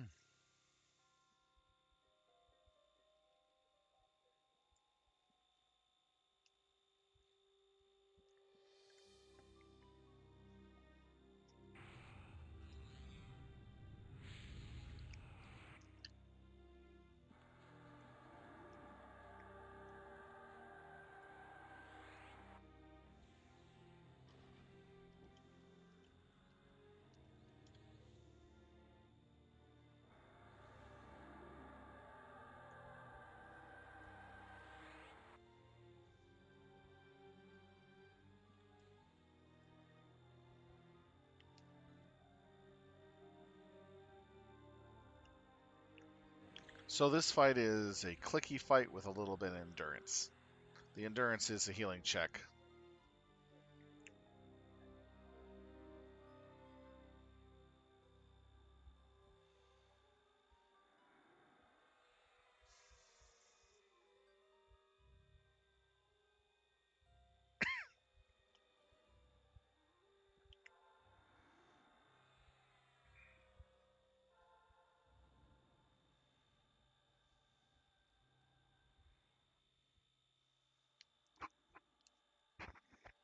All right.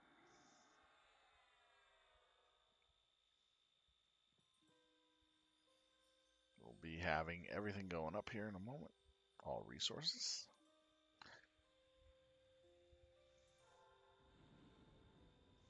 Over the weekend, I actually leveled up my level 70 druid to 75. I was out in Valdholm camping the Smith spawn and the generic, and I got all 4 items from those NPCs that I was looking for. I got Goyle's shield and his face belt. Wait, it was shield and no, it was something else. Forgot what it was. Shield and something else, both with MP5 regen on it. And then I got the face mask and the belt of deafness off off the other named right across. And it took quite a while to get those names to spawn. The Smith spawned a hell of a lot, but the other boss that I was dealing with, Hunter Target, took quite some time to pull. And now I'm over in front of the stadium, camping the one NPC there to get the items that they have. Then I'll go right across up to the City Hall area and take down another one that has some really nice stuff there. It's going to be interesting. I'm actually trying to gear up my druid from the Valdholm gear. Also getting the druid the tier 2 group stuff.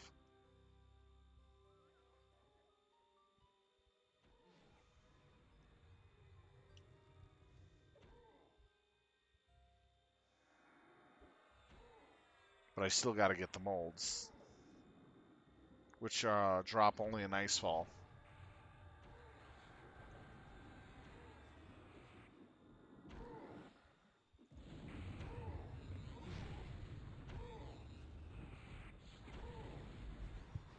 I like the fact in Frostcrypt 1 and 2, my dots actually land on the bosses.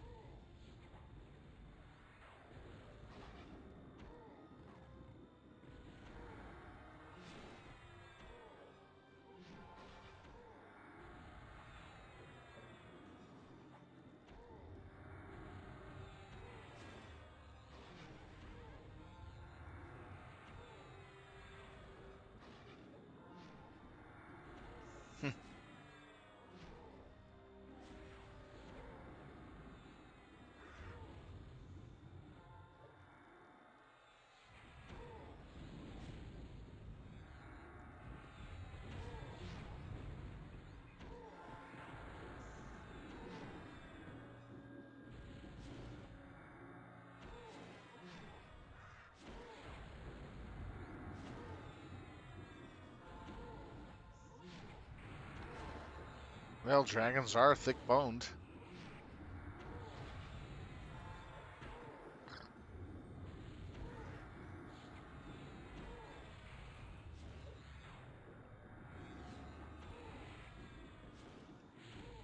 So you,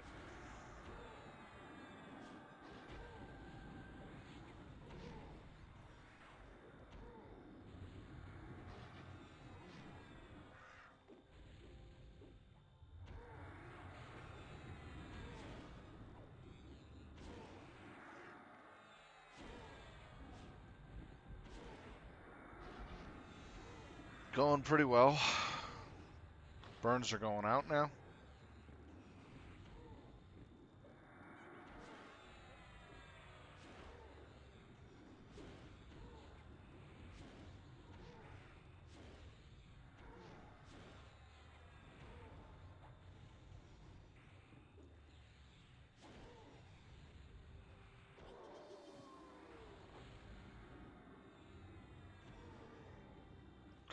Ooh.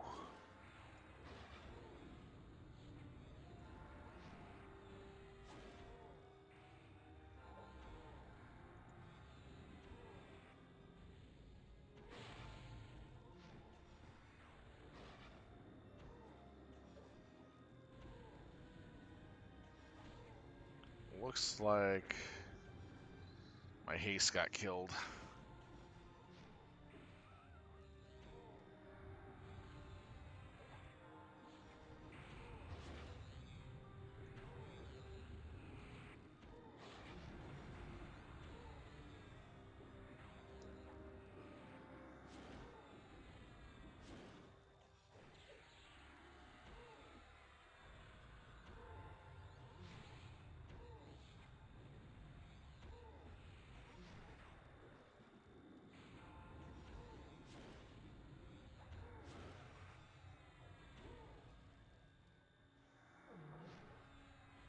Whoa. A lot of ads.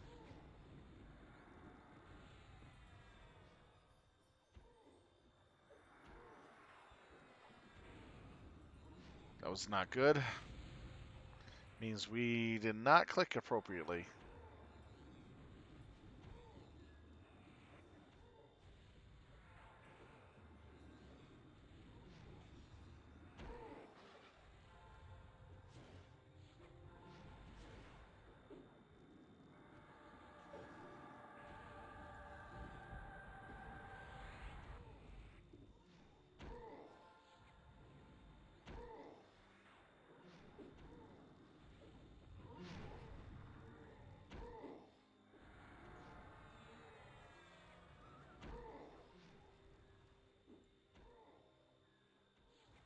There's one on the main tank, an ad.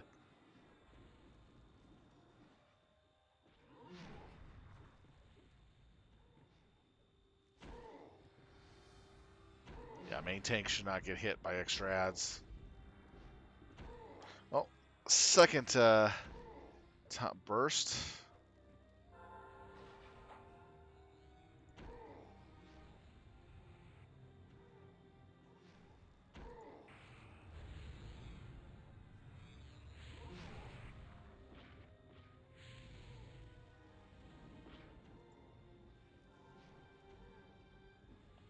Got one extra ad on that.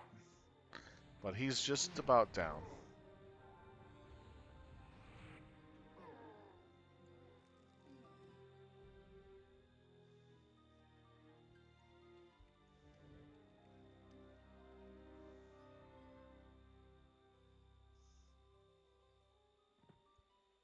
Okay.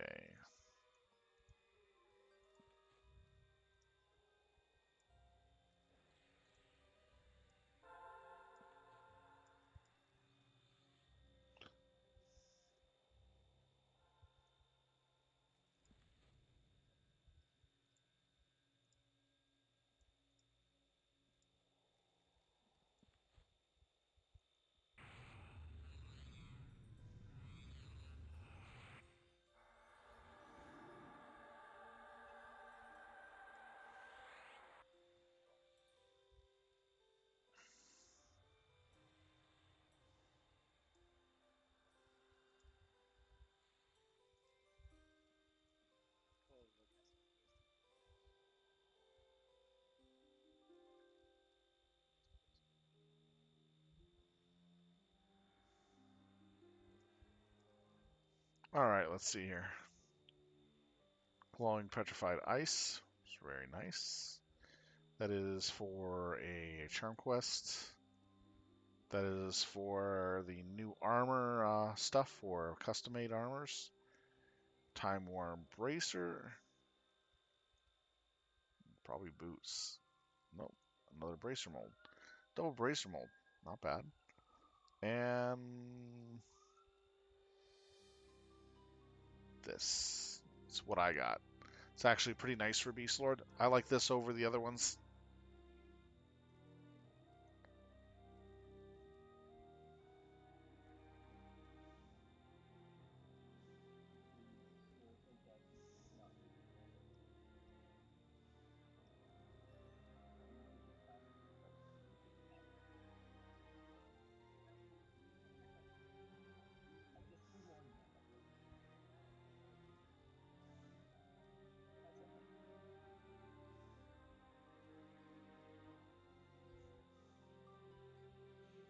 Yeah, I really need to get a few more glowies. I only have 4 of my 8 on rank 3s.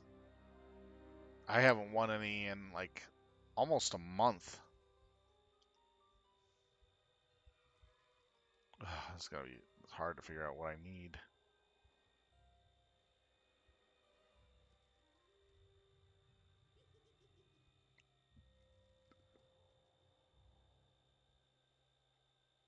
Got the shaman. Got the. So I'm pretty much sure I got everything that I really need. Ah, haste.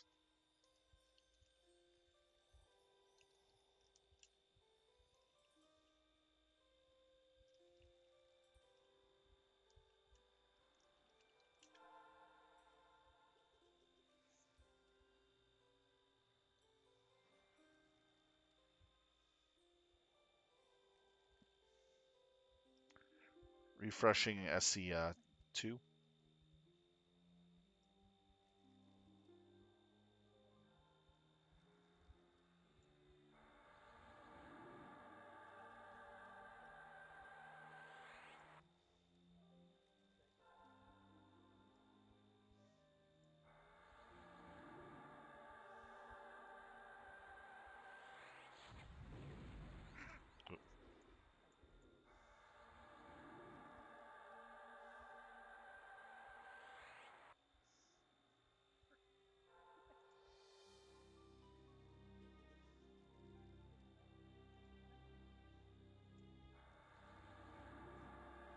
All right, there we go. All out.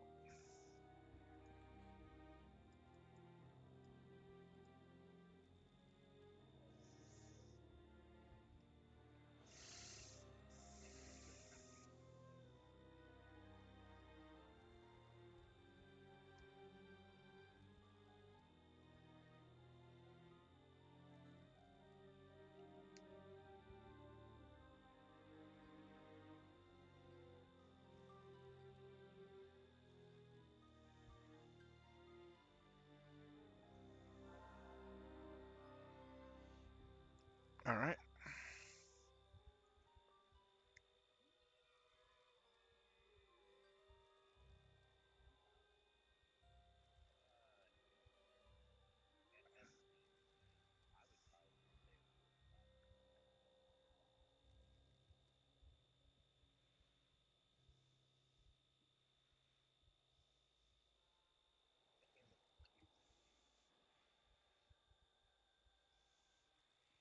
All right, bidding's complete.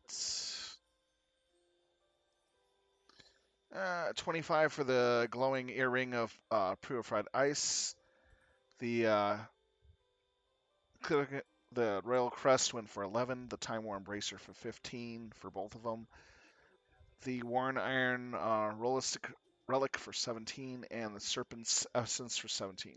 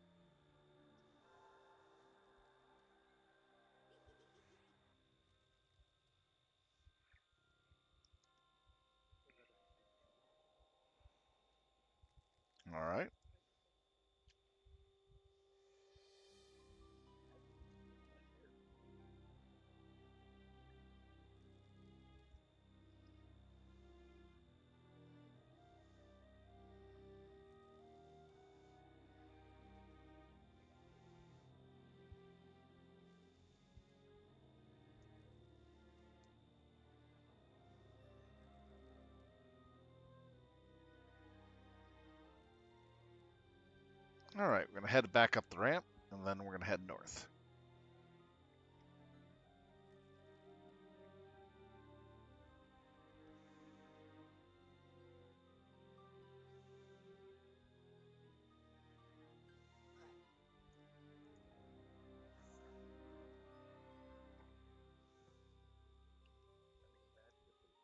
Nope.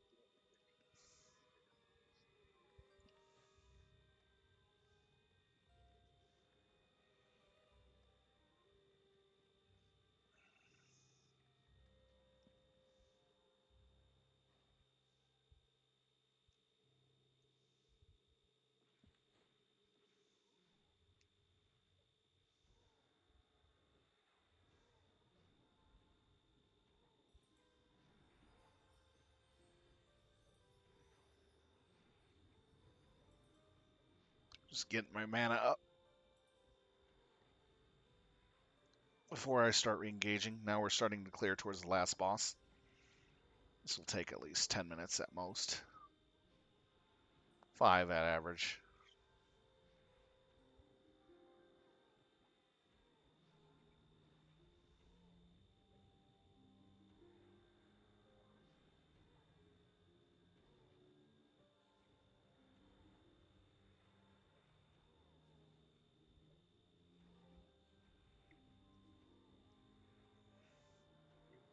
Alright, another 12 seconds and I should be good.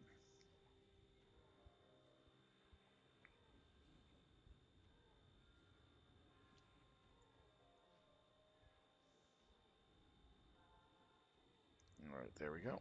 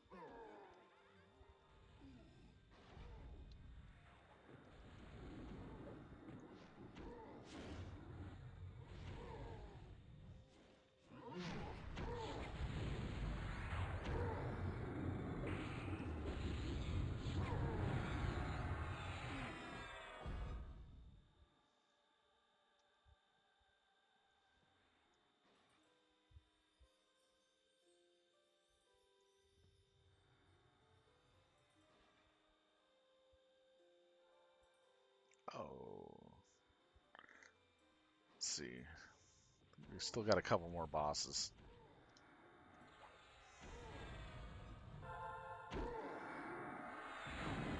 We still got to go through the maze, though. I know that.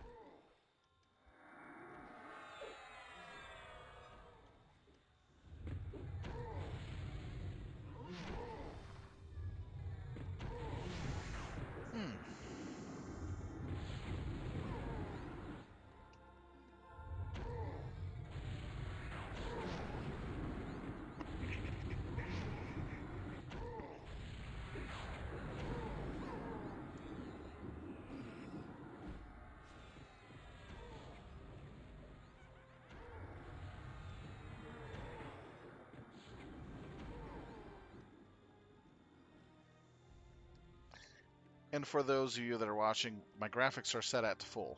So you're seeing pretty much everything. Shadowing, shading, pixels, all of it. So this is as good as it's going to look. I'm using a 930 Ti tough card. It's a really nice card. Still paying off this monstrous computer. I will be for a while. I paid 3080 Ti. Thank you. I get the numbers mixed up sometimes.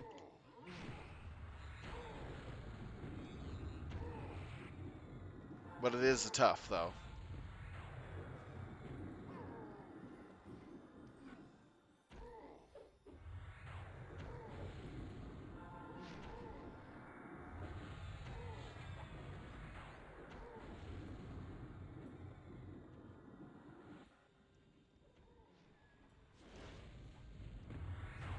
Yeah, I can actually play that one game that keeps burning everybody's VGA cards to death.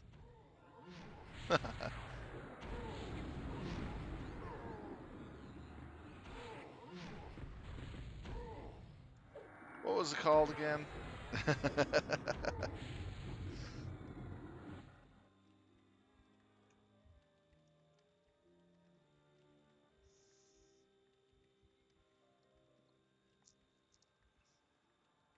I know it was an Amazon game. New World, yeah. Supposedly they had a GUI update to fix the burning the processors for graphic cards.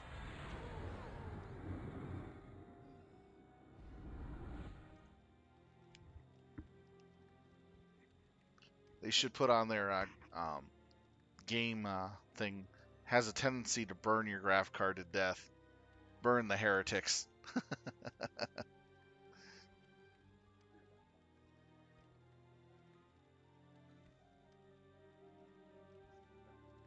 So it's just another version of Minecraft?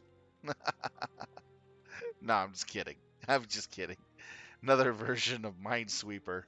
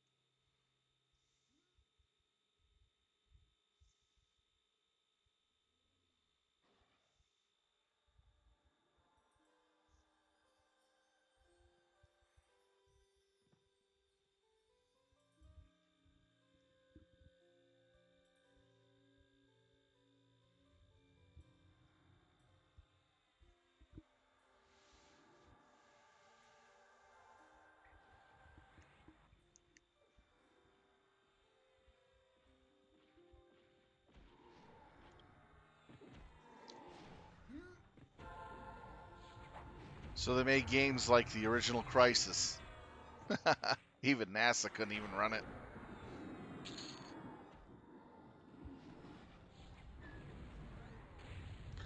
Or they made a game to intentionally. I'm referring graphic-wise on how it's overheating the cards. But then again, Crisis didn't overheat graphics cards. It just made it slowed down your computer to crawl when you had such good graphics.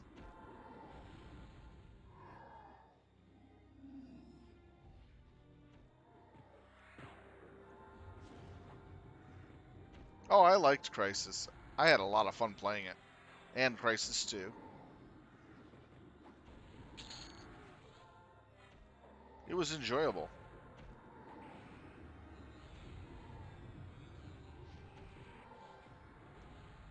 Yeah, it did look really boring, honestly. It did look boring. It looked like another mind-numbingly dumb grinder game.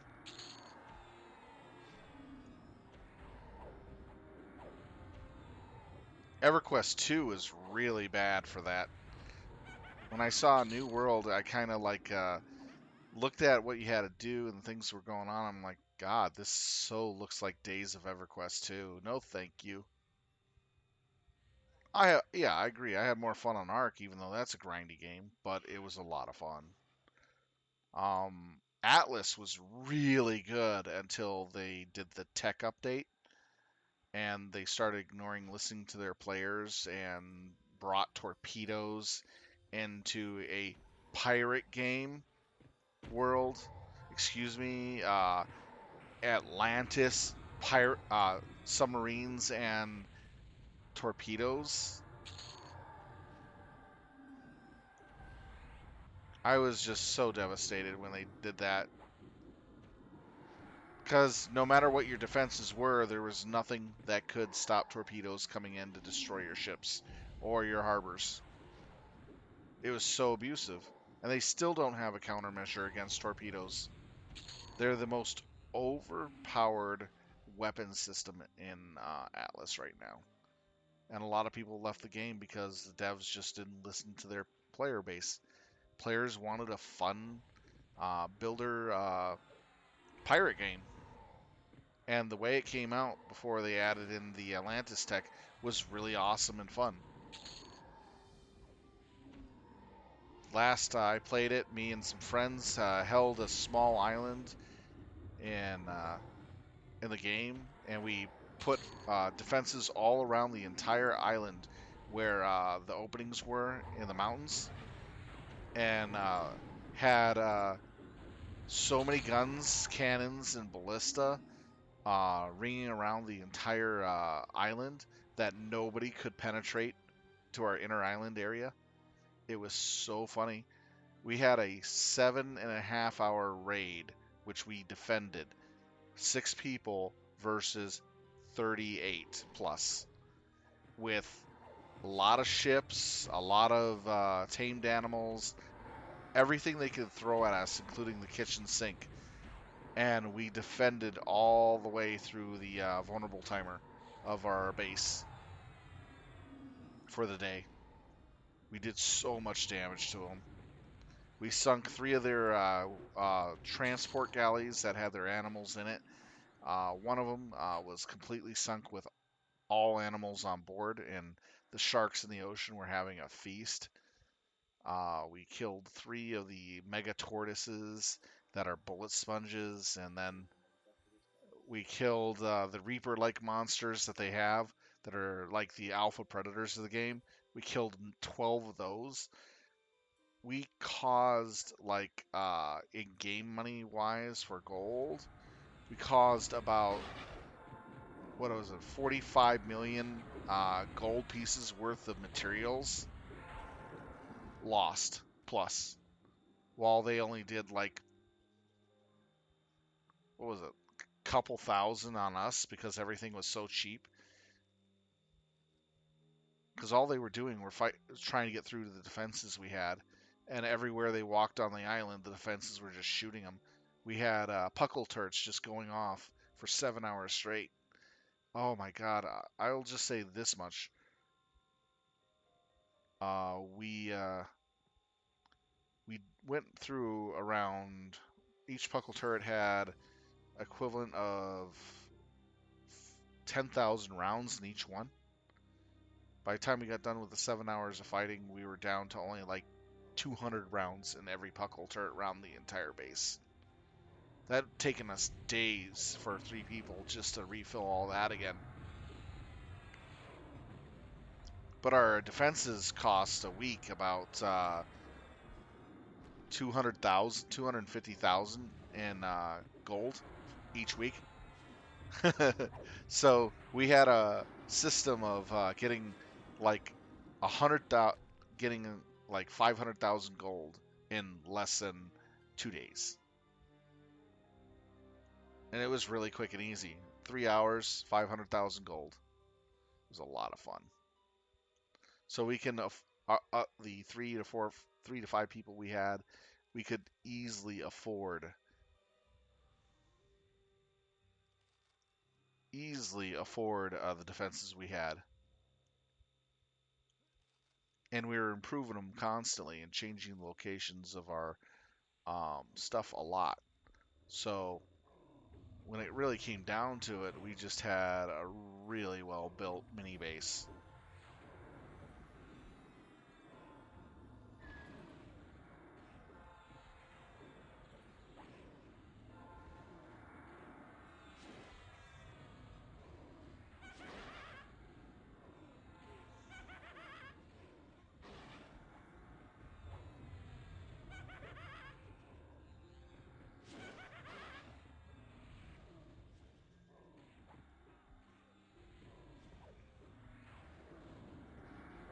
Oh, I miss Atlas. I had so much fun. And on the server, our small little group was known as a really good builder group. Even the a couple of the Chinese large groups saw our base when they were going in there to do quests for getting gold on our island. They were completely shocked at how many defenses we had. They go, "We want to raid this so bad. This would be so fun, but we would take so much damage." They told us. It was literally a compliment. They were hesitant to raid our small little island because of the amount of automated defenses we had. Goes to show you how hard we worked. And our main base was on top of a hill that you could not get to easily without grappling up and having a hard time getting up that way. Plus, or using the elevator we had, and you couldn't even glide over to it either. So it was in a really high place. The only thing you could do to the base is mortar it from below or off to the sides. The only way to do damage to us. You couldn't even shoot cannons from anywhere on the island up at us. It was hilarious. And we had like 20 mortars in the base as well. So even if someone tried to build a mortar on the island, we'd just blow them up before they able to do anything. We had over 2,000 mortars in stock before that fight. And when we got done fighting, we only had like 50 mortars left. We sunk so many boats.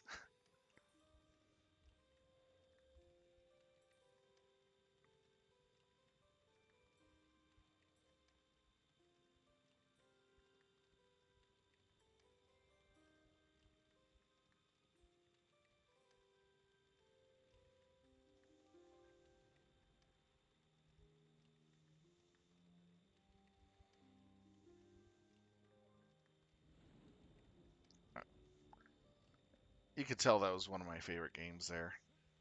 It was, and still is. Alright, this fight we get the first phase of this fight, we get 2 golems. We have to hit the golems with a certain type of spell type to bring a ice version of it, and then hit that smaller golem with another ice type to make them become a reforged. Once they're reforged, we kill it, takes 5% off of the uh, golem's health. We do that about so many times to kill the golem. So 100%, 5% each time. You get do the math, you get it. Once we get both golems down, um, we then engage the boss. The boss will put a debuff on someone, so that way, you have to make sure that if you get that debuff, it's also a buff. It'll allow you to do 1% of the boss's health in fighting. And so the people who have that have to fight the boss because they're the only ones who can do damage. During that time, golems will spawn, cages will spawn, and then from time to time we have to stand on a plate to prevent more ads from joining the fight. And so it's a pretty fun little fight. It's mainly an endurance fight.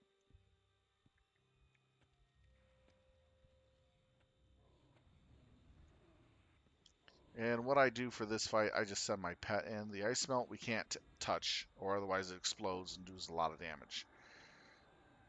So I send my pet in, do the fighting for me.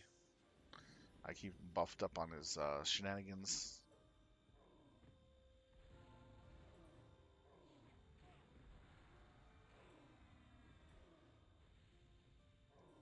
Because I don't want to get hit by that thing and die instantly. It hits really hard.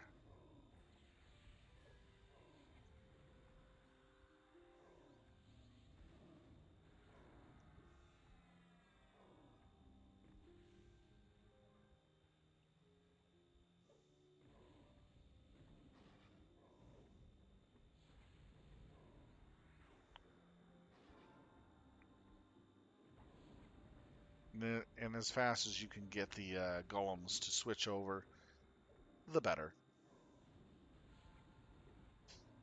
Procs from weapons will cause it to proc over. Same thing with the other golem that you have the ice melt to the reforged. If you hit it with the wrong type of spell proc, it explodes and does a lot of damage. So that's why we're very careful of what we're selecting as a raid to attack.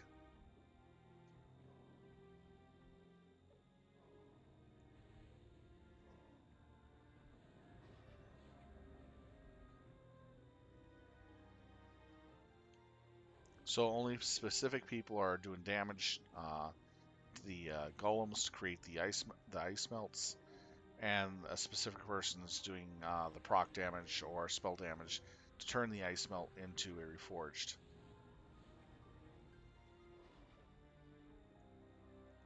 Reformed, sorry, ice golem. And then everybody else kills the reformed ice golem.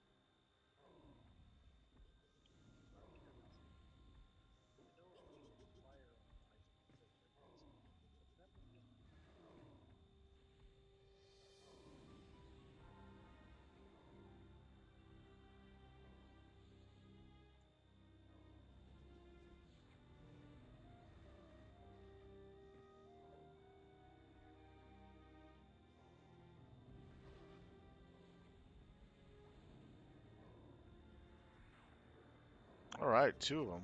This guy's gonna go down pretty quick.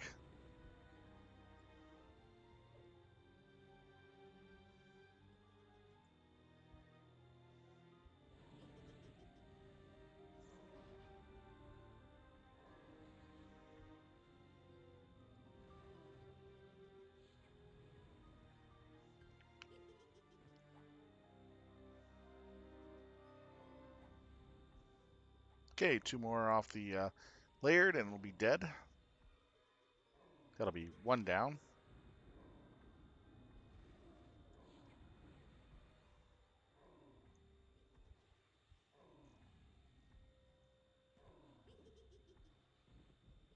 Right.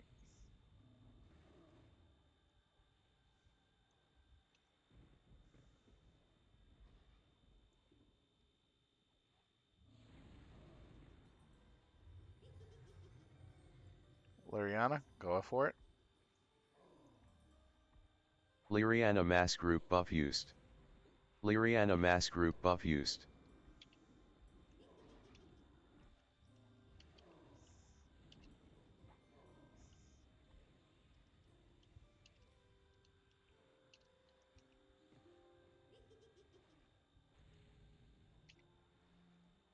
I just have trouble spelling that name.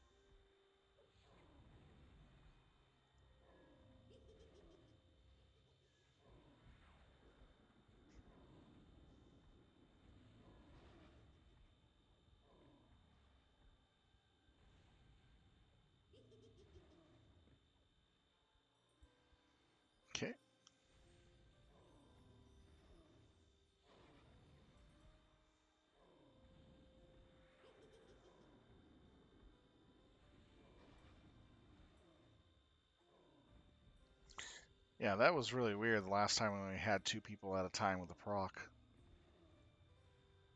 Yeah, the last time we fought this event, the boss wouldn't put the proc on no more than two people at a time, and it really slowed down and stressed our mana reserves. A fight that normally takes 5 to 10 minutes, 10 minutes to end, took about 25. It's a really long fight. We had to use their 3 group MGBs. We didn't have we used all 3 of our MBGs in that fight. Plus, we used 6 group MBGs, not MBGs, group Paragons, where we had um, the healers thrown in with a Beastlord to give them another Paragon. It was quite a bit.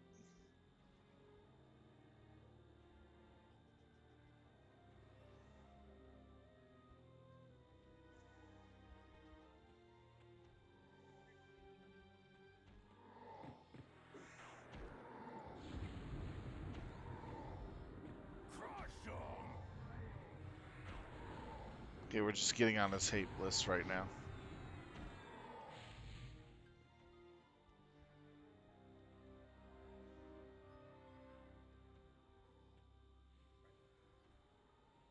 Okay, he's got it.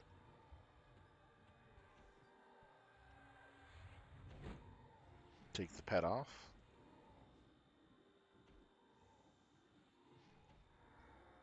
So Etos got the first proc.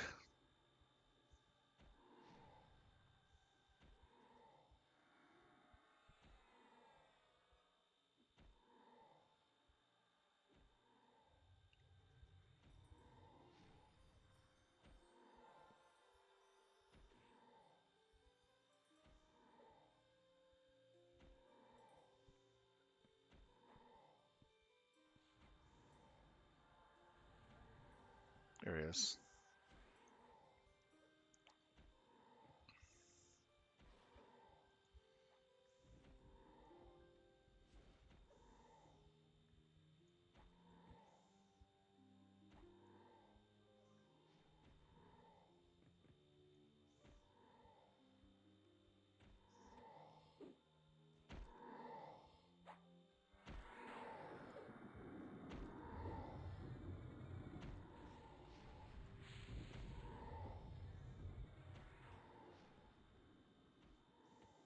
Casting now.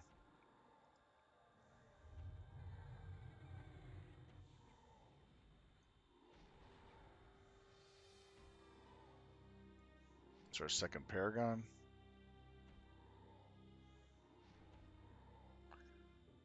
Yep, we're only getting one person at a time now with the debuff.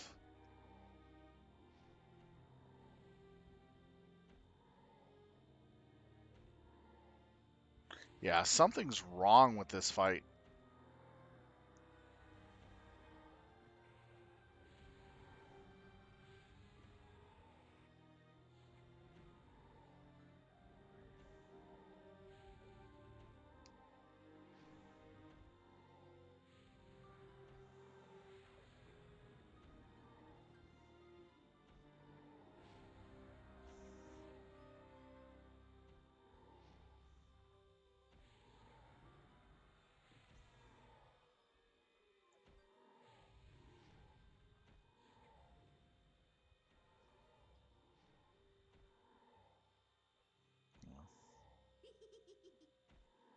So,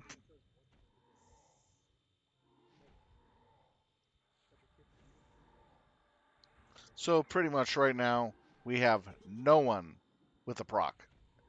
No one got the proc yet. So,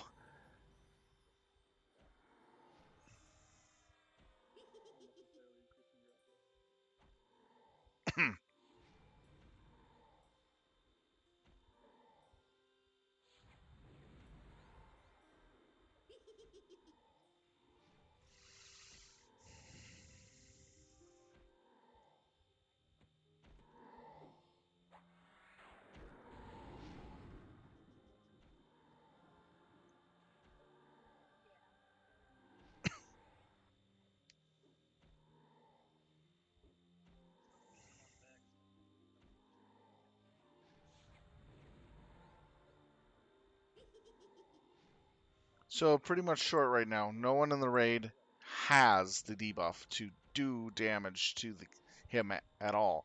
We're waiting for the NPC to give us the ability to do damage to him.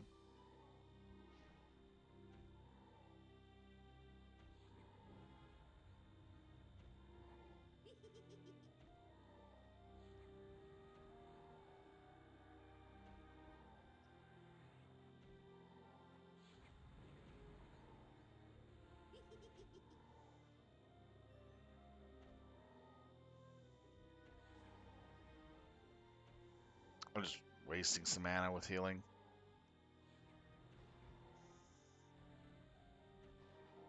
So currently, no one has debuff at the moment.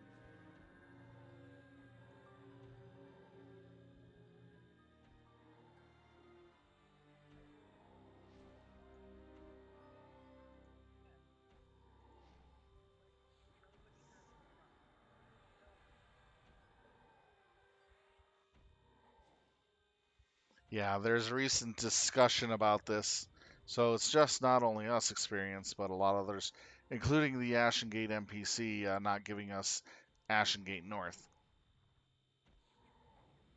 We have someone kind of looking on the forums right now.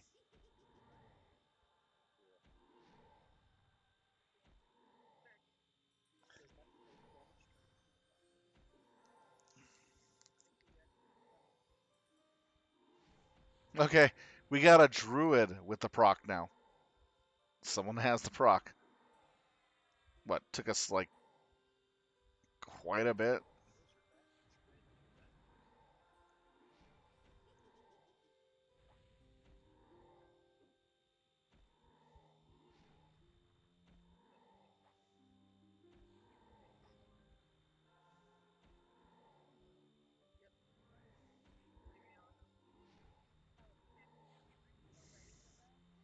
Okay, another one has the buff.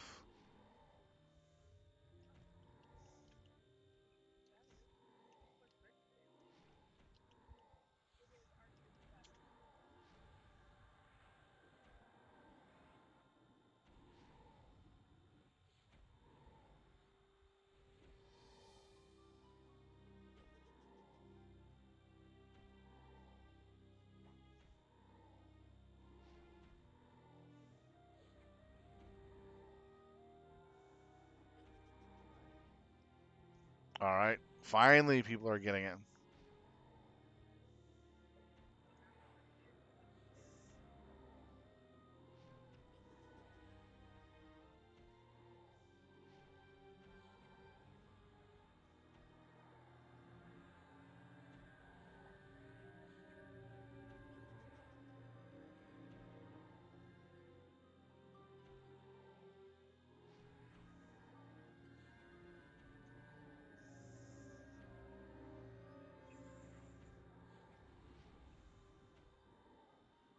We got 3 people finally procking. 4 people finally.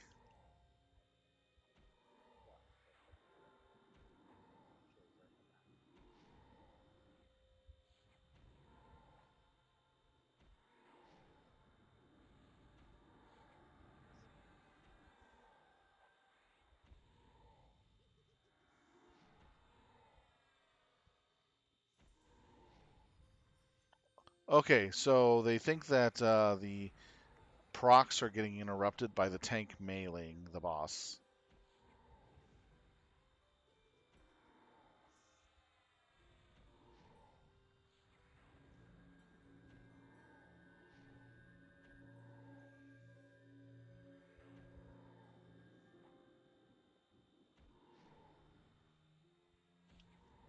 Yeah, I'm throwing heals out on Bodhi as much as possible as well.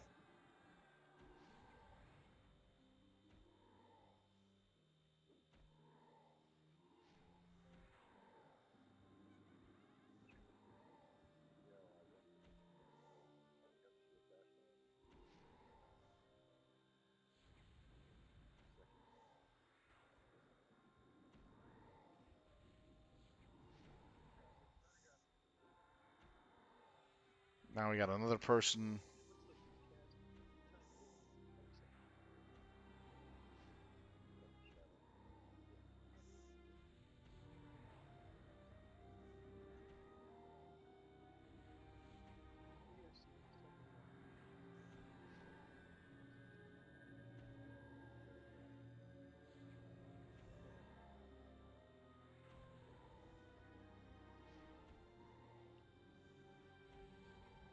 Okay, I'm going to leave that done for now.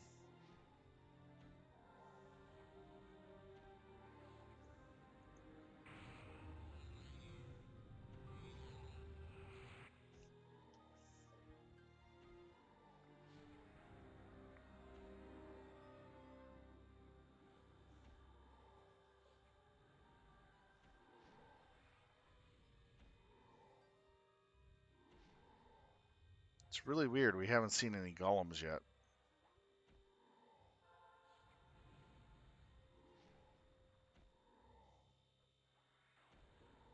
I think it probably starts at around 60.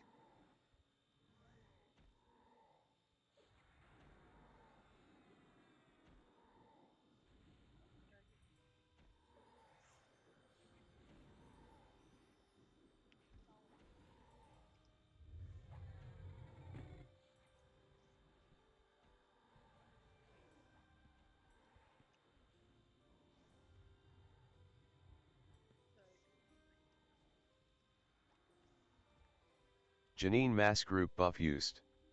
Janine Mass Group buff used.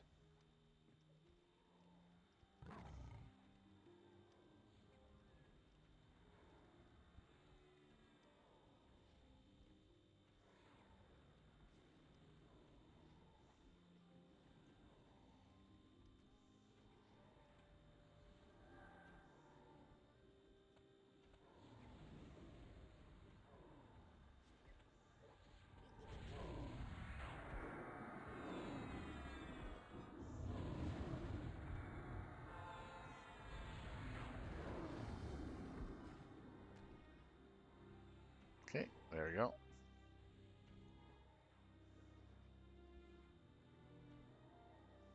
Yeah, because the ads like going after people in prison.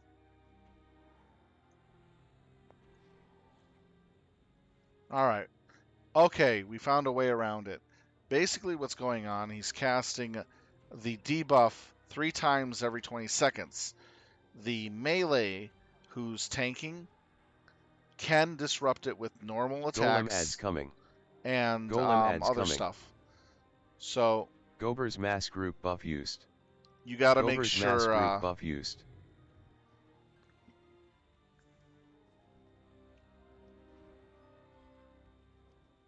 Hold on for a second.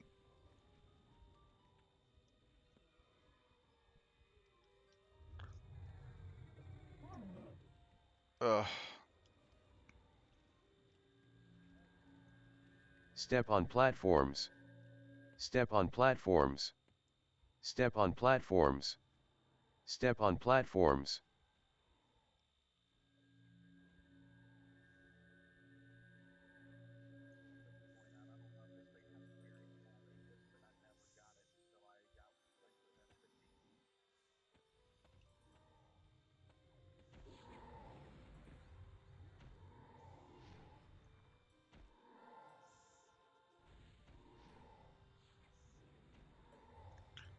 So basically, your main tank who's fighting has to not melee it or use shield bash because it'll cause interruptions very easily. So basically, that's it. It's having a much easier time being disrupted because of it. Golem ads coming. Golem ads coming. DA on roller.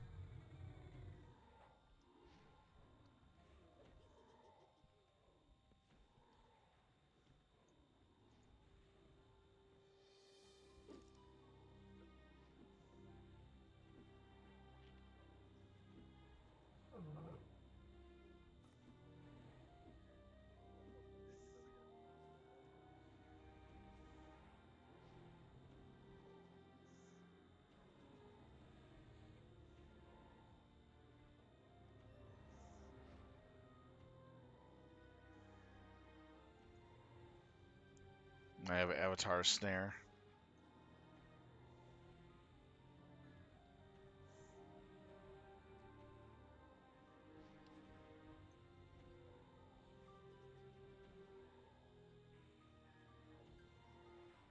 Sorry, what was that? Step on platforms. Step on platforms. Step on platforms. Mine's not up for another 2 minutes. Step on platforms.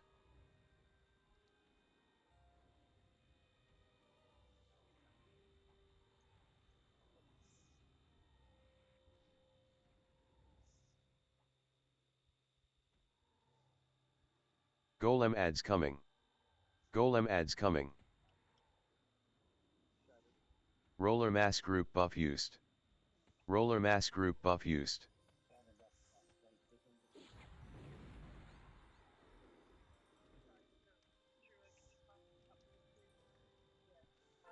Drew a mass group buff used. Drew a mass group buff used.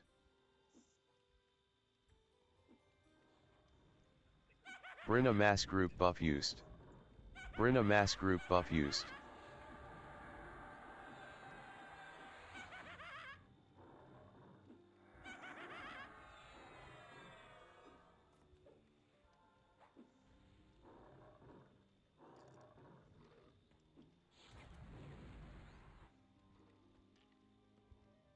Hate it when you can't even target them.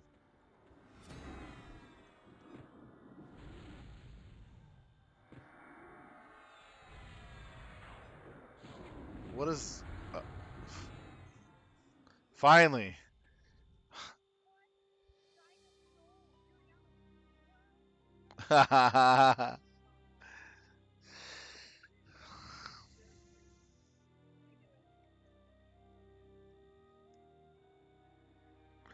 That's really nice. That is a really nice upgrade. Golem ads coming. Golem ads coming. We got a chest mold, and hey, for all the trouble we got, even chest and leg molds. Those are nice. That is for the charm. This is for the armor upgrade for your cultural. I might bid on this.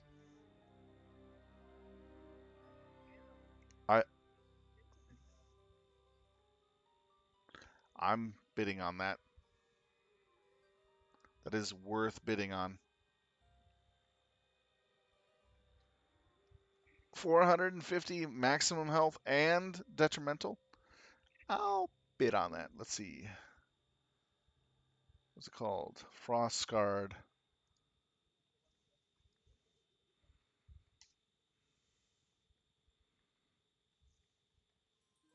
That's actually a good bracer.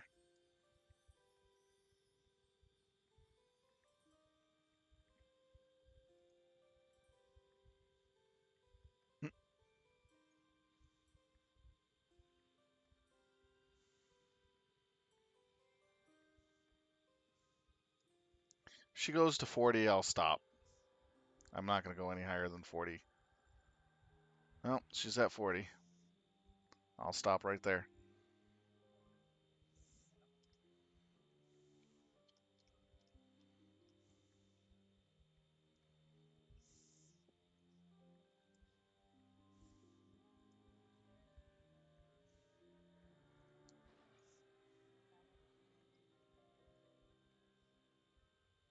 So the spell is 120 range. It casts every minute, and it's 3-second cast. So we must have been interrupting it. That's pretty much what they're saying. So it might be a little more easily interruptible than they realize. So the bracer definitely go for 40. No one would want to bid higher than that. Neither I would, because I'd lose out too much on DKP for just one item. But I'll wait for the next one to drop, hopefully. The fastest shard of living ice is about 35. The BP and leggings are going pretty high. The BP's at like 75 plus. The Time Worn leggings is at 34. The Spirit Essence is at 4. The Rune Sash of Wraithguard's at 12. Legs gone up to 36. Chest went to 80. 37 on the legs, 81 on the chest, 7 on the essence, 95 on the chest. Holy cow. Someone wants that chest bad. They're really good, though. I'm waiting towards the end of the X-Pack. 100 on the chest.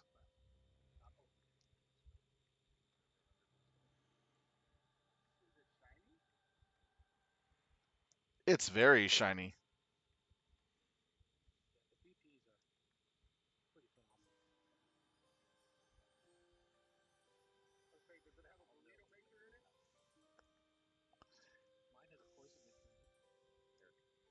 So 100 on the BP, 7 on the Essence, mold for the leggings, 38.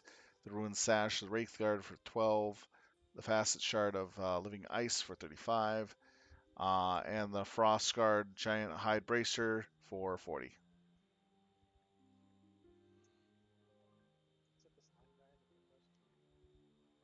We're going to kill Oblivion in Cinderrock Springs next as our last boss target for the evening.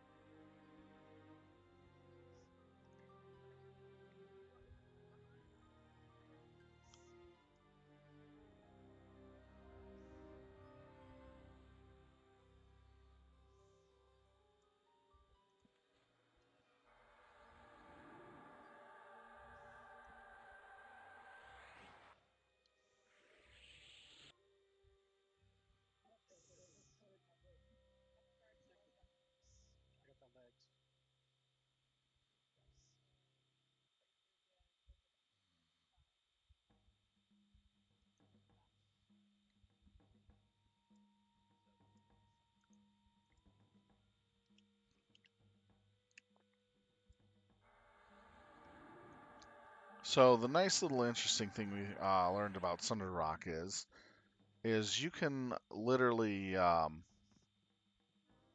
cause a pick to happen, and the Oblivion blob will be available in the new pick right away. Oh, fun! Forgot to put levitate on, which is actually pretty cool. So this allows us to get a free mini boss or boss for the zone raid boss to show up instantly in a new pick without having to wait or anything else.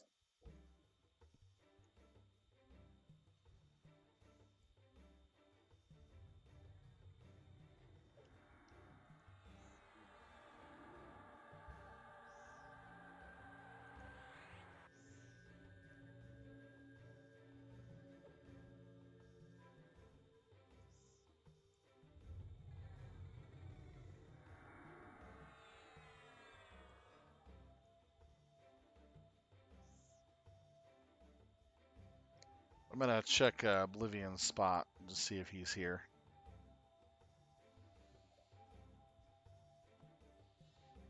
Ah, okay.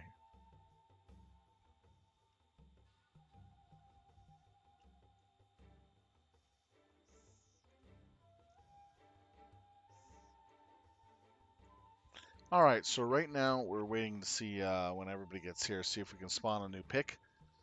Another guild's probably already doing what we're planning on doing, so this may or may not work.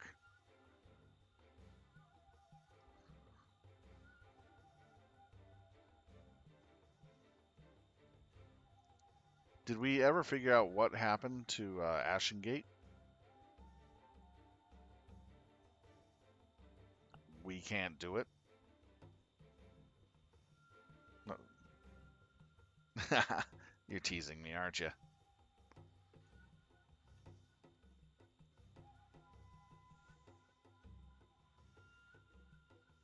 Okay. So we did AG North last week, so it might be on a 7 day. Hmm. The Dune Awakening trailer's out.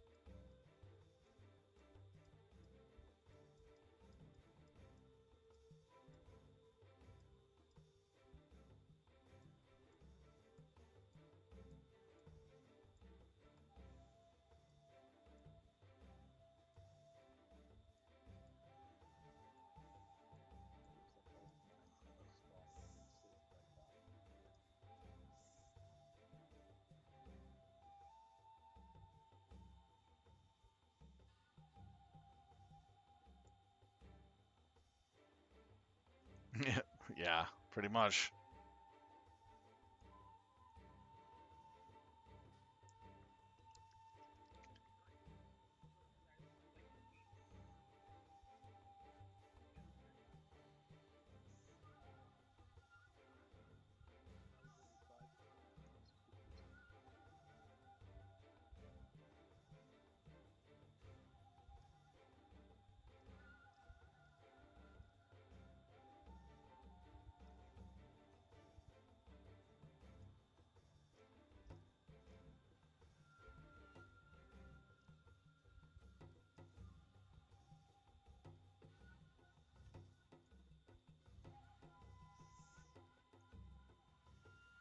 All right, looks like we're done for the evening. I want to thank everybody for taking time to watch us play some EverQuest this evening. I want to give special thanks to Ice Marked Girl. Thank you for the follow. That was so awesome of you. And also, Sweet D Willie. Thank you for the 27-man raid. I really appreciate that. It's really awesome you did that for me. I'll try to do the same for you later on. I'll make a note to see if I get a good crowd going on to send them your way when you're streaming. Well, anyways, with that being said, our next raid night will be on Thursday. It will be Ashen Gate North. We're going to try to figure out what went wrong. It should have fired off tonight, but it didn't for some odd reason. It kept giving us other different instances that we did not need to be doing. So without without that happening, we would have been in North, Ashen Gate North tonight instead of Frostcrypt 2. But either way, we got some fat loots. We got more chest plates. We had a lot of fun, and I thank you all for taking the time to watch me play this game. It's an oldie, but it's a goodie. With that being said, if you like what you see, please do hit that follow button. It helps out tremendously. And if you want to help with the stream, feel free to donate or subscribe. I do this for fun, so enjoy and watch and have fun alongside me as I play these older games. Siltown out.